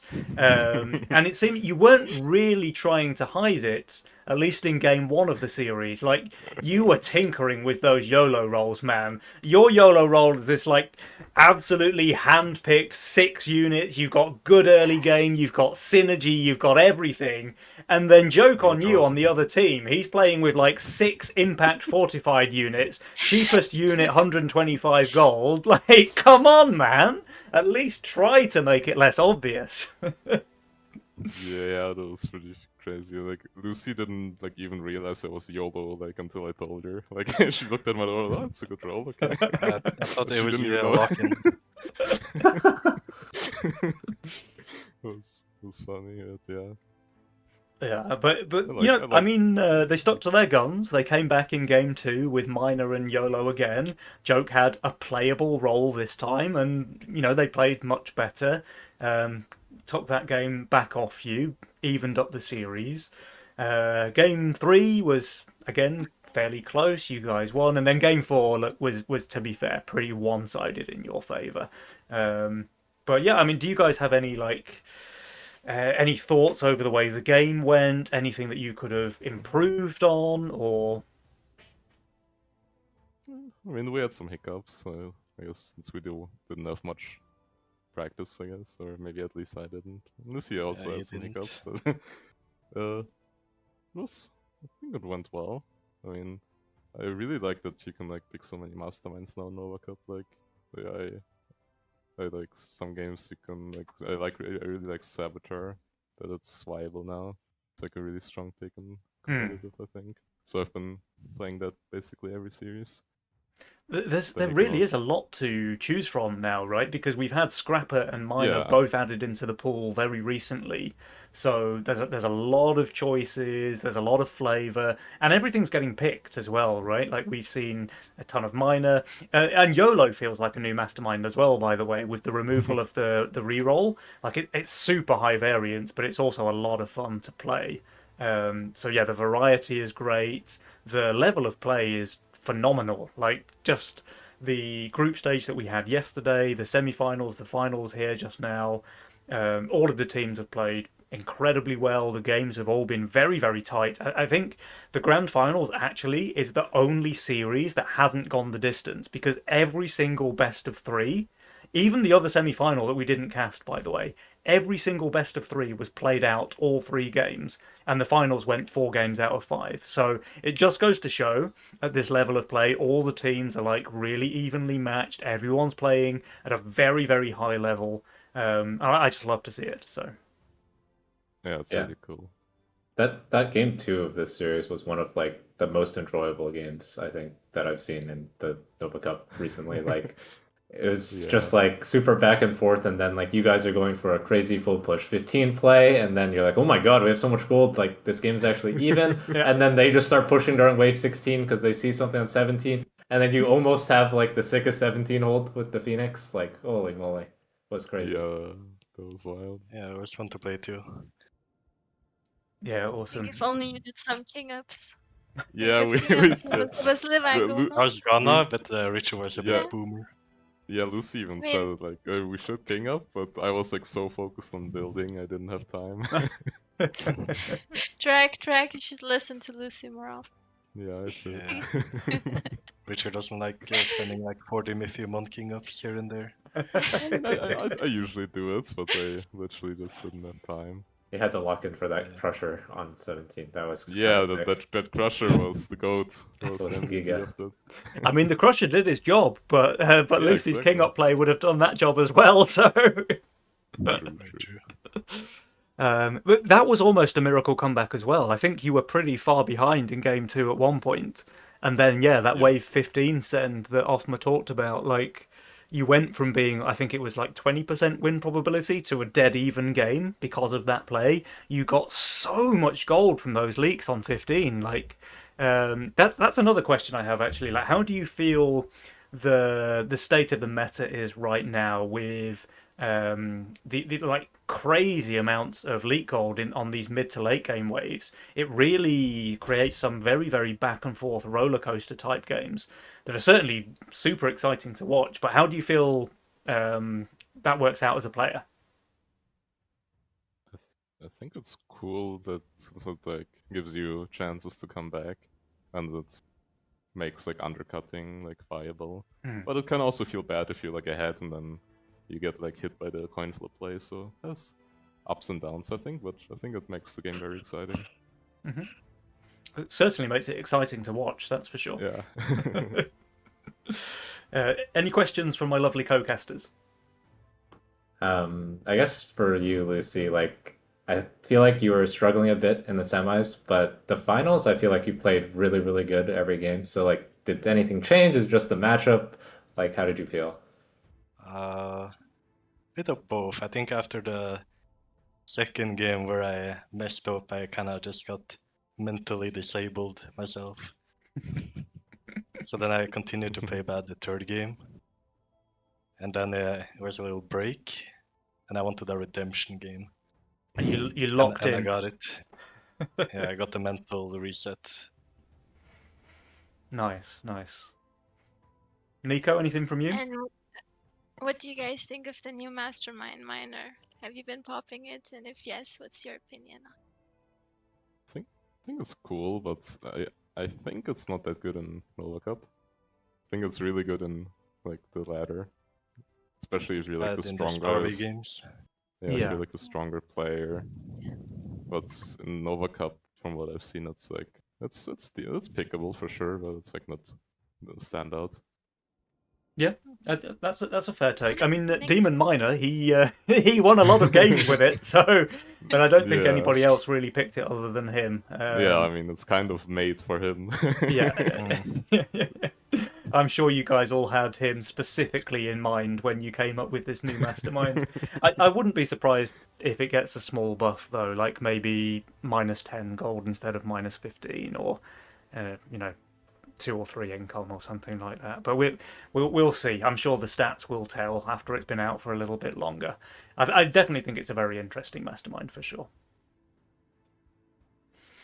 Okay, well, I think on that note, guys, that's about all we have time for on the stream today. So from me, a massive thank you to my lovely co-casters, Nico and Offmer, and everyone behind the scenes for making sure that the Nova Cup runs as smoothly as it does. A huge thank you to the team behind Legion TD2, and the game does seem to be going from strength to strength right now, so once again, a huge welcome to all of our new players joining from Epic, the free game week. If there's anyone left in chat who doesn't own a copy of Legion TD2, head over to the Epic Game Store now. It's free for the rest of this week, and once you pick it up, you get to keep it forever. So come and join in the fun. But yeah, it's been a great success. We've had some crazy player count numbers. Drakir, are you able to share just how successful it's been, or are those numbers hush hush? Well, we can share. Like we peaked at 10,000 concurrent players, which is absolutely insane. That's right? crazy. That's crazy. It's really awesome to see all the new players join and watch and read all the feedback, and Mhm. mostly positive, which we're really happy about. So we're very stoked about it. Yeah, that's awesome. That's great news. And look, this is such a phenomenal game. Like for this kind of indie game to still be not just alive and kicking, but growing after like 7 or 8 years since the game first released on Steam. That's crazy, and it just goes to show how much of a fantastic, like, in-depth game with all the replayability. And I'm sure all of our new players have got that exciting journey ahead of them in terms of learning the game. But yeah, that's enough from me. Enough yapping from me. Any final words from the co-casters before we end the stream? Just the usual, like, shout outs to everyone that you did. Like, it was really fun casting as usual. And just shout out to all the players for making it really exciting, putting on their best show. And obviously, congrats to Drac and Lucy for winning. Thank you for having me on the cast today as well. It was That's been a really pleasure. fun, like always. Like always, and the games were really interesting. Like some some games were very unexpected, and I feel like there were some new teams popping off this time. Definitely. Okay, so final word from our victors before we close for the day. No, thank you Think as so. always for organizing, making this happen.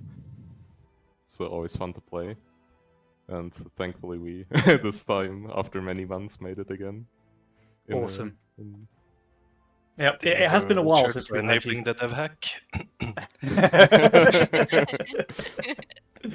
Okay, on that bombshell confession from Lucy that Drakir has indeed been utilising DevHack, we will end the stream for the day.